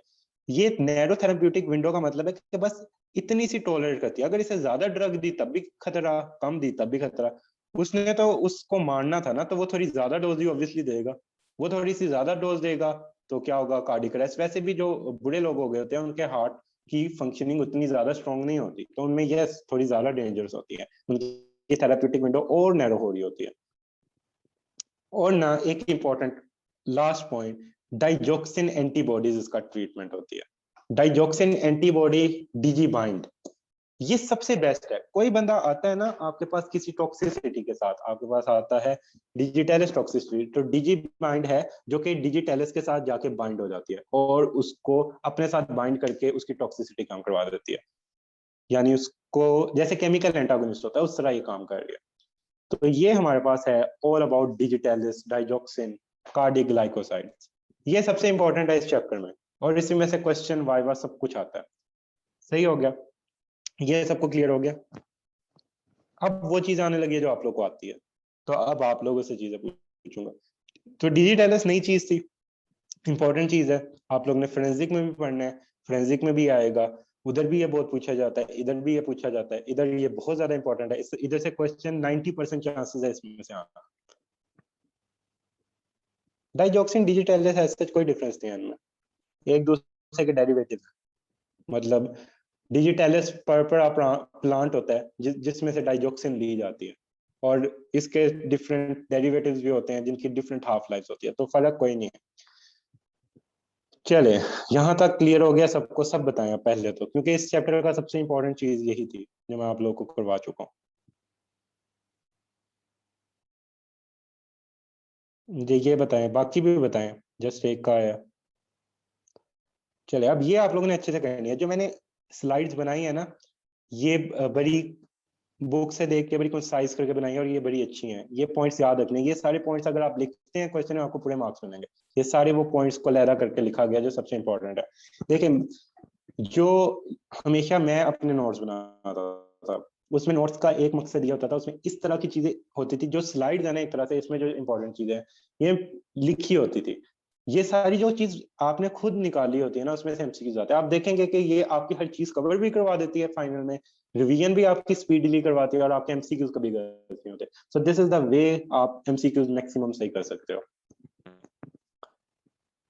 फार्मा में एमसीक्यू सही हो सकते हैं, लाइक 61 मेरे आई थिंक सही थे, 65 में से तो 60 प्लस आप एमसीक्यूज में ले सकते हो। डायोरेटिक्स अब हम पढ़ने लगे हैं। डायोरेटिक्स होते हैं first line drug, first line therapy में diuretics is very important. Diuretics systolic failure में भी देंगे, डायस्टोलिक फेलियर में भी देंगे। You can use it in both failures, like it is either it is diastolic, either it is systolic, because it will decrease the blood volume, जो कि हमें करना है। सही हो गया। ये अब आप लोगों को पहले सारी चीजें पता है। इंपॉर्टेंट यूज फिरोसामाइड यूज करते हैं जब पल्मोनरी कंजेशन भी साथ हुई हो, because if the person has left sided heart failure तो उसको पल्मोनरी एडीमा होगा, यानी पल्मोनरी कंजेशन होगी, तो तब फिरोसामाइड यूज हो सकता है। अब ये बड़ा इंपॉर्टेंट है, spironolactone and eplerenone which are aldosterone antagonist diuretic. इन डायरेटिक्स को पोटेशियम स्पेयरिंग डायरेटिक्स भी कहते हैं, कल इंशाल्लाह हम इसको डिटेल में भी पढ़ेंगे। पोटेशियम स्पेयरिंग डायरेटिक, इनके लॉन्ग टर्म बेनिफिट होते हैं और ये मोर्टेलिटी को रोकते हैं क्रोनिक फेलियर में। सही हो गया। तो स्पाइरोनोलेक्टोन क्या करवा रहे थे, इसका क्या इंपॉर्टेंट प्रॉपर्टी थी जो आप लोगों को बताई। अब आप लोग चीजें मुझे बताएंगे क्योंकि वो चीजें हो चुकी है जो आपको बतानी थी। अब आप लोग बताएं क्या इसकी क्या प्रॉपर्टी थी जो स्पाइरोनोलेक्टोन को अच्छा बना रही थी। एक तो पोटेशियम स्पेयरिंग, वेरी गुड। एक और प्रॉपर्टी भी थी, दूसरी भी थी रीमॉडलिंग, वेरी गुड। ये डिक्रीज कार्डिक रीमॉडलिंग, तो ये दोनों काम है। सही हो गया। अगर आप फिरोसामाइड दे रहे हो वो पोटेशियम बॉडी से निकालती है, स्पाइरोनोलेक्टोन पोटेशियम को स्पेयर करती है, तो इनके दोनों के ऑपोजिट काम होते हैं। एंजियोटेंसिन एंटागोनिस्ट, जिसमें आर्ब्स, एस इनहिबिटर, ये सारी चीजें आप लोग पढ़ते हो, ये भी फर्स्ट लाइन में कंसीडर होता है। The agent have been shown to reduce the morbidity and mortality in chronic heart failure। और हार्ट फेलियर में फर्स्ट लाइन ड्रग है क्रोनिक में, क्रोनिक में ये यूज होती है। ये क्रोनिक में क्यों यूज होती है, because it will also decrease the cardiac remodelling और ये वेजोडाइलेशन भी करवाएगी। तो कार्डिक रीमॉडलिंग वाला इसका बड़ा इंपॉर्टेंट फंक्शन है, सबसे ज्यादा पूछा जाता है। आप लोगों ने ये पॉइंट याद रखना है हमेशा कि क्रोनिक में क्यों first line ACEs and ARBs use होते हैं। यू विल से कि ये कार्डिक रीमॉडलिंग को डिक्रीज करवाती है और एस इनहिबिटर इधर ज्यादा प्रेफर्ड होते हैं। आर्ब्स भी होते हैं, अगर किसी को ड्राई कफ है ना तो फिर हम, ड्राई कफ हो जाती है तब हम आर्ब पे आ जाएंगे, लेकिन पहले हम एस इनहिबिटर ही देंगे हमको। Next we move toward the beta 1 adrenoreceptor agonist. So beta 1 adrenoreceptor agonist positive inotropy effect होगा। ये हमारे पास यूज होते हैं एक्यूट हार्ट फेलियर में, they are not use in the chronic heart failure, क्योंकि एक्यूट हार्ट फेलियर में आपका heart function करना बंद कर रहा होता है, लेकिन जब क्रोनिक हो जाता है ना तो हार्ट थोड़ा सा बेहतर हो जाता है, उसकी वापस एफिकेसी आने लग जाती है। तो क्रोनिकली अगर हम इसको यूज करते हैं तो ये इरिथमोजेनिक होते हैं, तो क्रोनिकली हमने यूज नहीं करना है इसको, एक्यूट हार्ट फेलियर में यूज करना है जब सिस्टोलिक फंक्शन कम हो। तो ये मेनली यूज होते हैं एक्यूट हार्ट फेलियर जब स्पेशली हमारे पास सिस्टोलिक फंक्शन कम हो जाता है, यानी systolic heart failure. Next one is beta adrenoreceptor antagonist. ये तीन याद करें, सब बीटा एंटागोनिस्ट यूज नहीं होते, बीटा ब्लॉकर सारे यूज नहीं होते हार्ट फेलियर में। ये तीन बड़े इंपॉर्टेंट है, कार्विडोलोल, लेबिटोलोल, मेटोप्रोलोल। ये तीन आप लोगों ने नाम याद रखने हैं। इसमें से कार्विडोलोल और बीटा जो लेबिटोलोल है, ये आप लोगों को पता है इसकी क्या प्रॉपर्टी है। कार्विडोलोल और लेबिटोलोल की क्या प्रॉपर्टी थी, ये बोथ होते हैं अल्फा एंड बीटा, और जो मेटोप्रोलोल है ये जस्ट बीटा 1 एंटागोनिस्ट होता है। तो ये तीन याद रखने हैं आपने। अब ये तीन हमारे पास बीटा ब्लॉकर्स यूज होते हैं। अब क्यों यूज होते हैं वो हम देखेंगे। Beta blockers acute heart failure में यूज होते हैं कि नहीं, ये बताएं। बीटा ब्लॉकर्स यूज होते हैं एक्यूट में कि नहीं, नो। तो कौन से एक्यूट में यूज होते हैं, कौन से बीटा ड्रग्स होते हैं जो कि एक्यूट हार्ट फेलियर में यूज होते हैं। Which beta drug is used in acute heart failure? So very good, beta agonist use होते हैं, ये पॉइंट याद रखना है। बीटा ब्लॉकर बेनिफिशियल होते कैसे हैं ये भी अब हमें पता होना चाहिए, ये अगर हमें पता होगा हम बता सकते हैं। बीटा ब्लॉकर एक तो डिक्रीज करते हैं हार्ट रेट, जो सिंपैथेटिक नर्वस डिस्चार्ज होता है ना उसको कम कर रहे हैं, एक तो ये होता है। सिंपैथेटिक नर्वस डिस्चार्ज को कम करते हैं। सिंपैथेटिक डिस्चार्ज अगर ज्यादा होगा हार्ट पे तो हार्ट के लिए उतना अच्छा नहीं होता जब क्रोनिक हार्ट फेलियर है उस केस में। जब आपके क्रोनिक हार्ट फेलियर है तो अगर सिंपैथेटिक डिस्चार्ज ज्यादा होगा तो हार्ट को ज्यादा काम करना पड़ेगा कि कम काम करना पड़ेगा। अगर क्रोनिक हार्ट फेलियर है, अगर क्रोनिक हार्ट फेलियर है तो हार्ट को अगर हम देते हैं सिंपैथेटिक डिस्चार्ज होता है तो उसको ज्यादा काम करना पड़ेगा। हमने उसका काम कम करवाना है। जैसे एक बुरा आदमी होता है, कोई 60-70 साल का हो, तो आप उससे ज्यादा काम करवाते हो कि कम करवाते हो, आप कम करवाते हो। आप जो ज्यादा काम है वो उसके लिए नुकसानदेह है, तो इस वजह से आप थोड़ा कम काम करवाना होता है। ये एक तो ये तरीके से उसको हेल्प करेगा बीटा ब्लॉकर। दूसरा ये रेनिन को इनहिबिट करता है। रेनिन को इनहिबिट करने से हमें क्या फायदा होगा, रेनिन की रिलीज को इनहिबिट करने से हमें क्या फायदा होगा? What will be the advantage? कोई एडवांटेज हो सकता है इसमें किसी को? Yes, very good. रेनिन ने किस में जाना होता है? रेनिन ने कन्वर्ट होना होता है एंजियोटेंसिन 2 में। एंजियोटेंसिन जेन और ये सब कुछ करवा के करवाना होता है, एंजियोटेंसिन 2 बनवाना होता है फाइनल। तो रीमॉडलिंग में हमें हेल्प करेगा कि कम कर दें। एक तो रीमॉडलिंग में सिर्फ एंजियोटेंसिन 2 इन्वॉल्व नहीं होता, रीमॉडलिंग में हमारे पास डिफरेंट और चीजें भी होती हैं। जैसे नॉरएपिनेफ्रिन है ना, ये कार्डिक मसल फाइबर पे एक्ट कर रही होती है। तो बीटा ब्लॉकर हमारे पास, नॉरएपिनेफ्रिन भी रीमॉडलिंग में कुछ ना कुछ अपना फंक्शन प्ले कर रही होती है, हाइपरट्रॉफी करवा रही होती है और सेल डेथ करवा रही होती है। तो बीटा ब्लॉकर हमें उसके फंक्शंस को भी रोकता है। तो यानी बीटा ब्लॉकर जो कार्विडोलोल है, लेबिटोलोल है और मेटोप्रोलोल है, ये तीन बीटा ब्लॉकर्स कार्डिक इफेक्ट अच्छा देते हैं। तो that's why these three beta blocker can be used in the heart failure. So ये बात याद रखनी है। ये पॉइंट क्लियर है? अगर आपसे कोई पूछे कि beta why beta blocker are beneficial in heart failure although they are negative inotropic, सबसे पहले तो आप बताओगे कि एक्यूट में नहीं देना। पहला पॉइंट ही आपका ये होगा that it is only beneficial in the chronic heart failure, not in the acute heart failure. So in the chronic heart failure, it will decrease the heart rate, decrease the sympathetic discharge so that your heart can work properly, and it will inhibit the renin release, which is usually converted into the angiotensin, जो मतलब it helps the conversion into angiotensin 2, or when there is decrease in angiotensin 2, vasoconstrictive effect will decrease and cardiac remodeling will decrease. Besides this, beta blocker can block norepinephrine effect on heart, and norepinephrine is also responsible for the deleterious effect or cardiac muscle remodeling, etc. और उसको रोक दिया है। तो ये आप लोग सुनाएंगे तो आपको मार्क्स मिलेंगे, और ये पूछा जाता है, तो इस वजह से मैंने आपको बताया, बिकॉज इसकी रीजन नहीं पता होती बच्चों को। तो ये आप लोगों ने याद रखना है। नेक्स्ट आ जाते हैं फॉस्फोडाइएस्ट्रेज इनहिबिटर। फॉस्फोडाइएस्ट्रेज इनहिबिटर क्या करते हैं? These drugs increase the cyclic EMP by inhibiting it's breakdown. जैसे आप लोगों ने सिल्डेनाफिल पढ़ी थी, वो उसमें वो फॉस्फोडाइएस्ट्रेज को इनहिबिट कर रही थी, जो कि साइक्लिक जीएमपी को ब्रेक कर रहे थे। पढ़ी थी ना कल आप लोगों ने ड्रग, कि वो फॉस्फोडाइएस्ट्रेज को इनहिबिट कर रही थी, तो साइक्लिक जीएमपी ब्रेक नहीं हो रहा था। तो हम आज यूज कर रहे हैं फॉस्फोडाइएस्ट्रेज इनहिबिटर, जो साइक्लिक एएमपी की ब्रेकडाउन को रोक रही है। तो साइक्लिक एएमपी की ब्रेकडाउन रुकेगी, what will happen? Cyclic AMP will increase. सही हो गया। अब ये क्या करेगी? ये हार्ट पे बीटा एड्रीनो रिसेप्टर एगोनिस्ट की तरह एक तरह से एक्ट करेगी।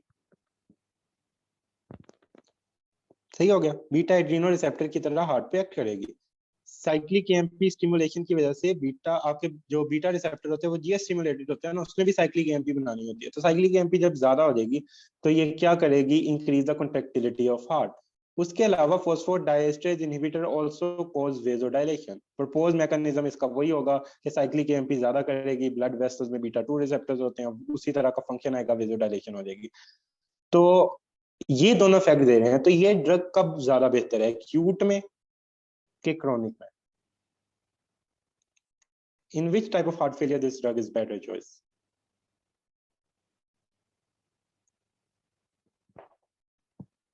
So very good. This is a good choice of drug for the acute failure because ये दो काम कर रही है, कॉनोट्रोपिक इफेक्ट भी दे रही है और हमारे पास वेसोडाइलेशन भी कर रही है।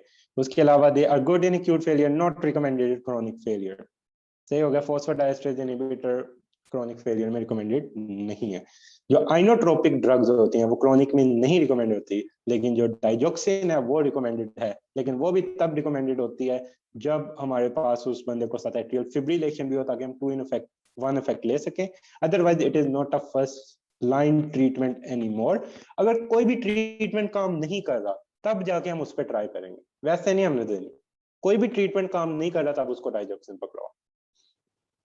अब हम वेसोडाइलेटर देखते हैं। वेसोडाइलेटर थेरेपी विद नाइट्रोप्रिसाइड और nitroglycerin is often used for acute severe failure with a congestion. जो वेसोडाइलेटर थेरेपी होती है ना, ये एक्यूट में भी यूज हो सकती है और एक हद तक क्रोनिक में यूज होती है, लेकिन एक्यूट में ये ज्यादा यूज होती है because vasodilator will decrease the हमारे पास afterload and the preload, और हमें ये करना होता है जब भी हार्ट फेलियर हुआ है। हम सबसे पहला काम कर ही सकते हैं कि ब्लड वॉल्यूम कम करो, आफ्टर लोड प्री लोड कम करो और हार्ट की कॉन्ट्रैक्शन को बेहतर करो। ये 2-3 इफेक्ट्स हैं जो कि हमें उस हार्ट को बचाने में हेल्प करेंगे।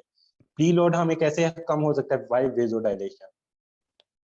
फिर आ जाते हैं नेसीरीटाइड। नेसीरीटाइड है नेट्रियोरेटिक पेप्टाइड, सही है। नेसीरीटाइड का फंक्शन है नेट्रियोरेटिक पेप्टाइड की तरह का। नेट्रियोरेटिक पेप्टाइड कैसे काम करता था, बाय वेजोडाइलेशन, और डायलिसिस वो करवाता था।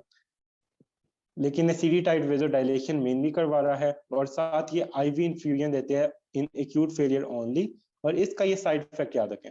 बाकी सबके आपको साइड इफेक्ट में बड़ी कोई इंपॉर्टेंट चीज आज नहीं मिली सिवाय डिजिटलिस के, लेकिन इसकी याद रखें। इस तरह की जो एक आध चीज होती है ना, वो बड़ी ज्यादा एमसीक्यू में पूछी जाती है।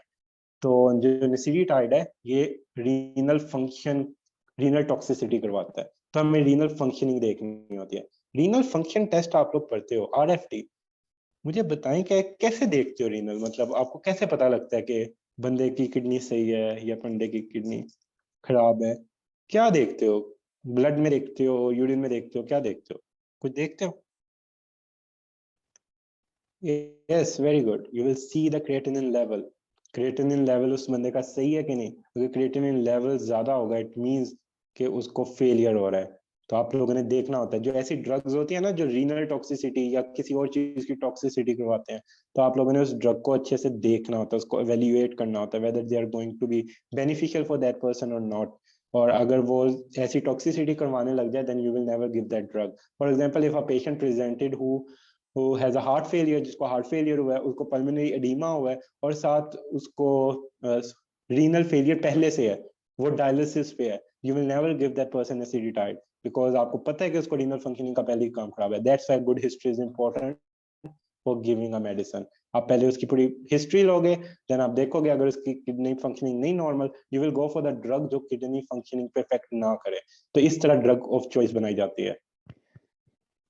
फिर हमारे पास ये इंपॉर्टेंट पॉइंट याद रखें कि जो कैल्शियम चैनल ब्लॉकर है, it can not be use in the heart failure. बस ये इंपॉर्टेंट पॉइंट है। Calcium channel blocker heart failure में नहीं यूज होती। नॉन डाइहाइड्रोपायरिडीन्स भी नहीं यूज होती, डाइहाइड्रोपायरिडीन्स भी यूज नहीं होती।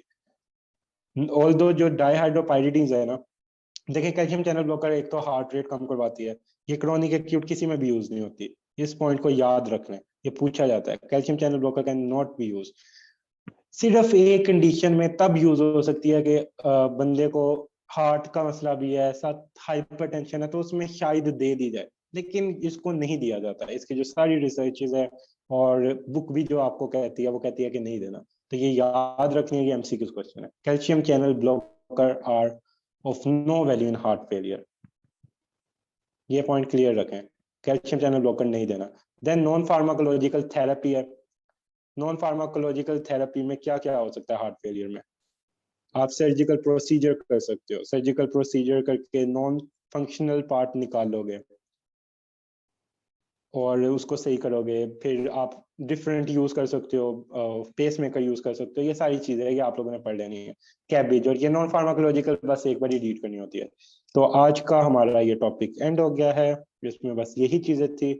और डिजिटल में मोस्ट इंपॉर्टेंट था, वो आप लोगों ने अच्छे से करना है। Now we are going to see a poll, और मैं पोल आप लोग को दिखाता हूँ, आप लोग इसका आंसर लगाएं।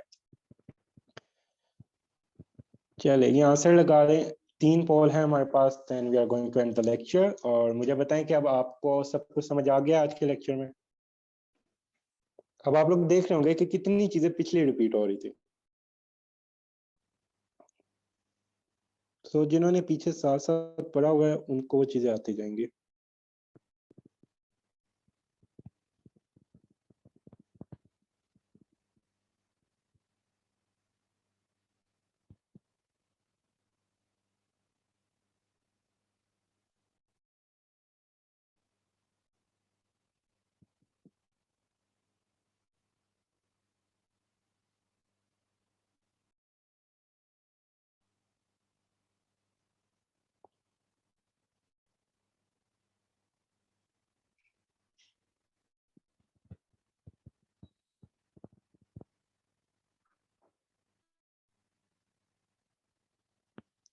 चलिए अब हम देखते हैं, काफी क्लोज कंपटीशन जा रहा है इस पे कि इसका आंसर क्या है। So the right answer to this MCQ is delta, increase PR interval on ECG. सबसे पहले तो याद रखना है, जो ये डाइजॉक्सिन मेनली होती है ना, ये वेंट्रिकल की कॉन्ट्रैक्टिलिटी ज्यादा करवाती है। पहली पॉइंट याद रखना है, ये वेंट्रिकल्स में मेन इफेक्ट है इसका, कॉन्ट्रैक्टिलिटी के अकॉर्डिंग। फिर जो हमारे पास होता है डिजिटैलिस होता है, ये एवी नोड को ब्लॉक करती है। एवी नोड को ब्लॉक जब करेगी तो पीआर इंटरवल इंक्रीज होगा। पीआर इंटरवल को हम किस तरह इंक्रीज करते हैं? पैरासिम्पैथोमाइमेटिक इफेक्ट में क्या रिलीज होता है? एसिटाइलकोलिन। एसिटाइलकोलिन रिलीज होता है M3 पे, M2 पे जाके लगता है। तो एज अ रिजल्ट क्या होता है? हार्ट रेट डिक्रीज होता है। तो एट्रोपिन क्या कर सकती है? एट्रोपिन जाके इसके जो पैरासिम्पैथोमाइमेटिक इफेक्ट है उसको रोक सकती है। तो ये पॉइंट आपको क्लियर हुआ कि एट्रोपिन जो है इसके पैरासिम्पैथोमाइमेटिक इफेक्ट को जाके रोक सकती है। पैरासिम्पैथोमाइमेटिक इफेक्ट की वजह से इसका हार्ट रेट स्लो हुआ था और इसका पीआर इंटरवल ज्यादा हुआ था। ये क्लियर हो गया पॉइंट सबको?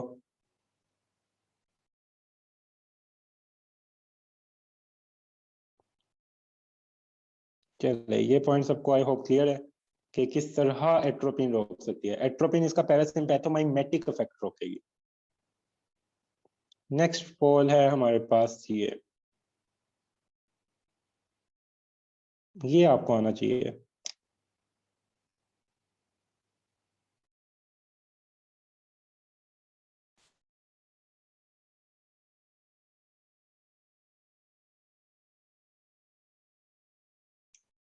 अच्छा, इसमें हर ड्रग पे फुल कंपटीशन है।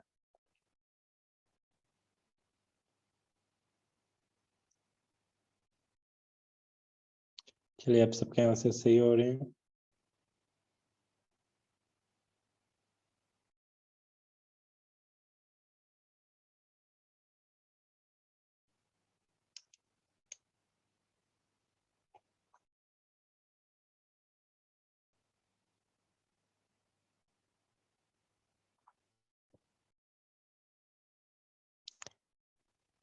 चलिए, अब मैं पोल एंड करता हूं और फिर हम आंसर देखते हैं।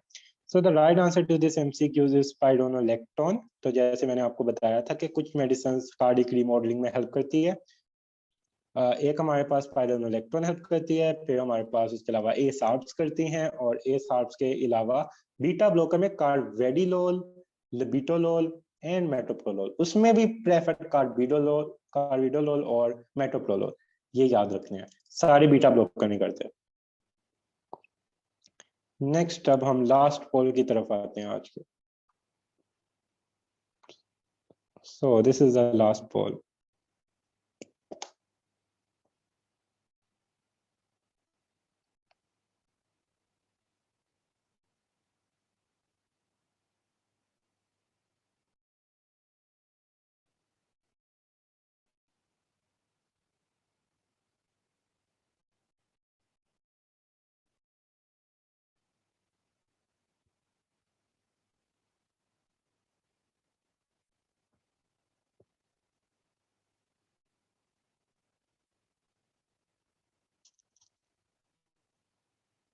अच्छा, ये एमसीक्यूज है तो इजी, लेकिन इसमें एक कॉन्सेप्ट मैं आपको समझाऊंगा। ये कॉन्सेप्ट लिख लेना है, ये आपको काम आएगा। ये थोड़ी सी एक वेरिएशन है जो मैं आपको बताऊंगा, क्योंकि इधर वो एक और ऑप्शन बच्चे कुछ लगा रहे हैं, वो क्यों लगा रहे हैं मैं उसकी रीजन बताता हूँ कि क्यों नहीं होगा वो। अच्छा, ये एक हमारे पास आ जाता है, आंसर है digit digoxin antibody. Yes, it is the right answer के डाइजॉक्सिन एंटीबॉडीज होंगी। अब जो पोटाशियम बाय माउथ है वो क्यों नहीं होगा? पोटाशियम लेवल क्यों नहीं? जो होता है ना, किसी पर्सन को, किसी को हार्ट का मसला हो, उसको हम पहले डायरेटिक्स दे रहे हो, तो फिर उसमें होता है कि बॉडी में हाइपोकैलेमिया होगा।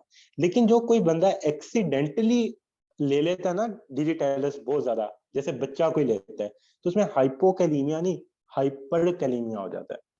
तो इस वजह से ऐसे में पहले पोटाशियम लेवल देखा जाता है।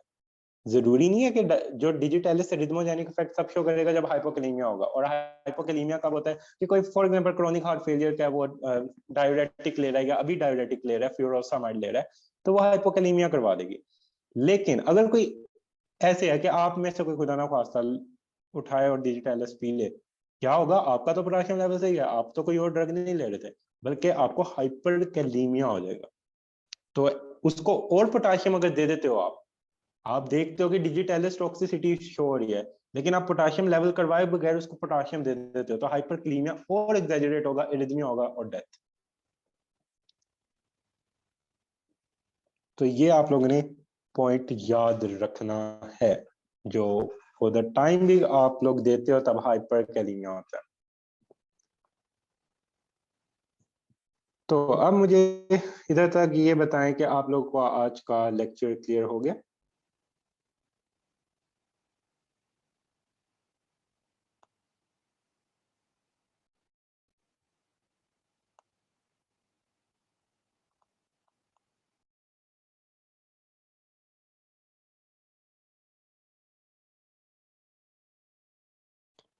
अच्छा, समवन इज सेइंग हाइपरकैलेमिया। अच्छा, हाइपरकैलेमिया मैं बता देता हूँ कैसे होता है।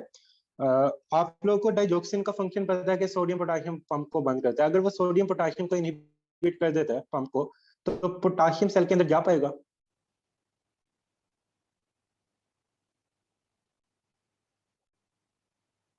पोटेशियम सेल के बाहर रहेगा ना, क्योंकि पोटेशियम की बाइंडिंग साइड पे जाके डाइजोक्सिन ने बंद हो जाना है। तो एक्स्ट्रा सेलुलर पोटेशियम ज्यादा होगा तो क्या होगा? हाइपरकैलेमिया। तो दिस इज डाइजोक्सिन टॉक्सिसिटी में ये प्रोसेस हो रहा होता है, तो ये हाइपरकैलेमिया करवा रहा होता है। सही हो गया? तो इस वजह से जो एकदम अगर डाइजोक्सिन देते हो तो डाइजोक्सिन जाके बाइंड करेगा पोटेशियम वाली साइड पे, पोटेशियम उधर अटैच नहीं होगा, अंदर नहीं जाएगा, बाहर ज्यादा होगा, हाइपरकैलेमिया। तो इस वजह से जो टॉक्सिसिटी होती है एकदम, मतलब एकदम खा लेते हो तो हाइपरकैलेमिया होता है। ये हाइपोकैलेमिया में किस तरह टॉक्सिसिटी करवाता है ये मैं आपको समझा देता हूँ। या हाइपोकैलेमिया में इस तरह टॉक्सिसिटी करवाता है। कोई बंदा है, मैंने आपको बताया कि ये सोडियम पोटेशियम पंप है, इसके अंदर पोटेशियम आ रहा है, बाहर सोडियम जा रहा है। सही हो गया? ये सोडियम पोटेशियम पंप होता है।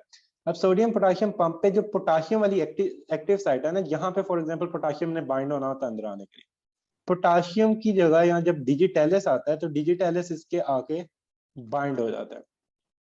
तो जब डिजिटेलिस आके हाइपोकैलेमिया होगा तो डिजिटेलिस को ज्यादा ऐसे पंप्स पे स्पेस मिल जाएगी। पहले फॉर एग्जांपल अगर उसका पोटेशियम लेवल नॉर्मल था तो उसको 5 जगह पे स्पेस मिलनी थी। जब पोटेशियम लेवल कम है तो वो इस तरह के जो हजारों पंप्स होते हैं हार्ट पे, उधर उसको फॉर एग्जांपल 10 में स्पेस मिल जाती है। जब वो ज्यादा पे लगेगा तो उसका एक्शन क्या होगा? ज्यादा पोटेंट हो जाएगा। जब उसका एक्शन ज्यादा पोटेंट हो जाएगा तो वो क्या करवा सकता है? कैल्शियम की एक्यूमुलेशन हार्ट में ज्यादा करवा देगा। जब कैल्शियम की एक्यूमुलेशन हार्ट में ज्यादा होगी तो डीपोलराइजेशन ज्यादा हो जाएगी। जब डीपोलराइजेशन एक्सेसिव होगी तो आफ्टर डीपोलराइजेशन ज्यादा हो जाएगा। जब आफ्टर डीपोलराइजेशन ज्यादा होगी तो एक्स्ट्रा सिस्टली होगी, और जब एक्स्ट्रा सिस्टली होगी it can lead to arrhythmia. So this is how digitalis can cause arrhythmia. अब पॉइंट क्लियर हुआ कि एक्सेसिव कैल्शियम जब होगा तो डीपोलराइजेशन ज्यादा, आफ्टर डीपोलराइजेशन ज्यादा, एक्स्ट्रा सिस्टली ज्यादा, extra systole can lead to arrhythmia. तो this is how digitalis can cause arrhythmia. अच्छा, अब सबको क्लियर है? Someone is saying poll 1 create कर दे। मैं वो क्रिएट कर रहा हूँ, जिन्होंने सॉल्व करना है वो कर लें, लेकिन जिन्होंने कर लिया उनको बेशक करने की जरूरत नहीं है। बाकी मुझे ये बता दें कि आप लोग को अब समझ आ गई आज का लेक्चर। देखें, ये बड़ा इंपॉर्टेंट है।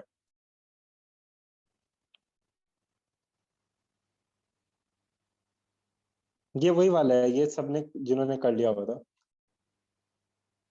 सेकंड एमसीक्यूज में क्यों नहीं हुआ? अच्छा, मुझे सेकंड एमसीक्यूज नहीं याद कौन सा है, मैं देखता हूँ। अच्छा, डाइजोक्सिन का सेकंड एमसीक्यूज था कार्डिक रीमॉडलिंग के रिलेटेड। वो उन्होंने पूछा हुआ था एक तरह से, जब भी इस तरह का कोई क्वेश्चन आए ना जिसमें वो पूछे कि लॉन्ग टर्म मेडिसिन कौन सी अच्छी है, तो उन्होंने पूछा होता है कि कौन सी मेडिसिन, मेनली वो पूछना चाहते होते हैं कि मतलब हमें टू इन इफेक्ट देती है वो मेडिसिन हम देंगे जो टू इन वन इफेक्ट दे, यानी हमारा हार्ट रेट भी सही करे, हमारा हार्ट फेलियर भी सही करे, उसके साथ वो कार्डिक रीमॉडलिंग भी होने से रोके। तो डाइजोक्सिन कार्डिक रीमॉडलिंग नहीं रोकती, इस वजह से हम सेकंड में नहीं यूज करते जो हमने देखा था। स्पाइरेनोलेक्टोन उसमें ऑप्शन था जो मैंने आपको बताया था, वो कार्डिक रीमॉडलिंग को रोकता है। स्पाइरोनोलेक्टोन बेसिकली एल्डोस्टेरोन एंटागोनिस्ट होता है। फर्स्ट का आंसर एक्सप्लेन कर दूं? चले, मैं फर्स्ट का आंसर एक्सप्लेन कर रहा हूँ, आप सारे देख लीजिएगा। फर्स्ट का आंसर जिन जिन को समझना है, बाकी लीव कर सकते हैं जिन्होंने समझ लिया, या क्वेश्चन पूछना तो आप लोग पूछ लें। लेक्चर एंड हो चुका है। लाइक आप लोग कोई भी बाउंड इस टाइम नहीं हो, मैं बस जो पूछना चाह रहे हैं उनको बता रहा हूँ। अब हमारे पास क्या होता है, फर्स्ट पोल था क्या, अच्छा पी आर इंटरवल, ये ईसीजी थोड़ी सी मैं बना रहा हूँ। ये होता है P Q R S T, नहीं क्यू आर एस, हाँ जी क्यू आर एस। अब जो ये होता है ना, ये होता है P R interval. P R interval में जो ये वाला पोर्शन होता है ना, इधर वाला पोर्शन, ये एक तरह से इंडिकेट हमारे पास एवी नोडल डिले को कर रहा होता है। अगर हमारे पास पी आर इंटरवल ज्यादा हो जाता है, यानी फॉर एग्जांपल इतना पी आर इंटरवल है, ये अब ज्यादा हो जाता है, इसका मतलब है एवी नोडल डिले ज्यादा है। एवी नोडल डिले ज्यादा क्या इंडिकेट कर रहा होता है, ये हमें इंडिकेट कर रहा होता है कि पैरासिम्पैथोमाइमेटिक डिस्चार्ज ज्यादा है। डिजिटेलिस का क्या काम है, डिजिटेलिस दो काम करती है, उसमें से दूसरा फंक्शन मैंने बताया था कि पैरासिम्पैथोमाइमेटिक डिस्चार्ज करके एवी नोड को ब्लॉक करती है। एवी नोड जब ब्लॉक होगा तो ऑटोमेटिकली पीआर इंटरवल इंक्रीज होगा। अब पीआर इंटरवल इंक्रीज हो गया, पीआर इंटरवल इंक्रीज होने का मतलब है ब्रेडिकार्डिया, यानी लेस नंबर ऑफ बीट्स, क्योंकि पीआर इंटरवल ज्यादा टाइम ले रहा है, तो लेस नंबर ऑफ बीट्स का मतलब है ब्रेडिकार्डिया। तो जो एट्रोपिन है, एट्रोपिन अगर हम देंगे तो वो इस ब्रेडिकार्डिया को रिवर्स करेगी मेनली। तो एट्रोपिन इस इफेक्ट को, जो पैरासिम्पैथोमाइमेटिक इफेक्ट है, उसको रिवर्स करेगी, बिकॉज जो पैरासिम्पैथोलिटिक है वो एट्रोपिन होती है। यानी डिजिटेलिस का इफेक्ट है पैरासिम्पैथोमाइमेटिक, एट्रोपिन हम जब देंगे, एट्रोपिन का इफेक्ट है पैरासिम्पैथोलिटिक, तो वो उसका इफेक्ट रिवर्स कर देगी। सो this is the explanation for the first MCQs. तो आई होप अब आप सबको ये सब कुछ क्लियर हो गया होगा। तो अब इसको अच्छे से पढ़िएगा। Tomorrow our lecture is on diuretic. Diuretic आप लोग सेकेंड ईयर में पढ़ के आए हुए हो, तो कल मैं उससे बहुत सवाल पूछूंगा और आप लोग को आने चाहिए, क्योंकि वो चीज़ें आप लोग करके आए हो रिसेंटली इन रीनल फिजियोलॉजी। तो अब मुझे बस जाते जाते ये बता दे कि नाउ एवरीवन, अब क्लियर है सबको। बाकी रिकॉर्डिंग फॉर द 30 आवर्स आ जाएगी, एंड पे जो एक्सप्लेनेशन दी है वो आप लोग एक बार देख लीजिएगा।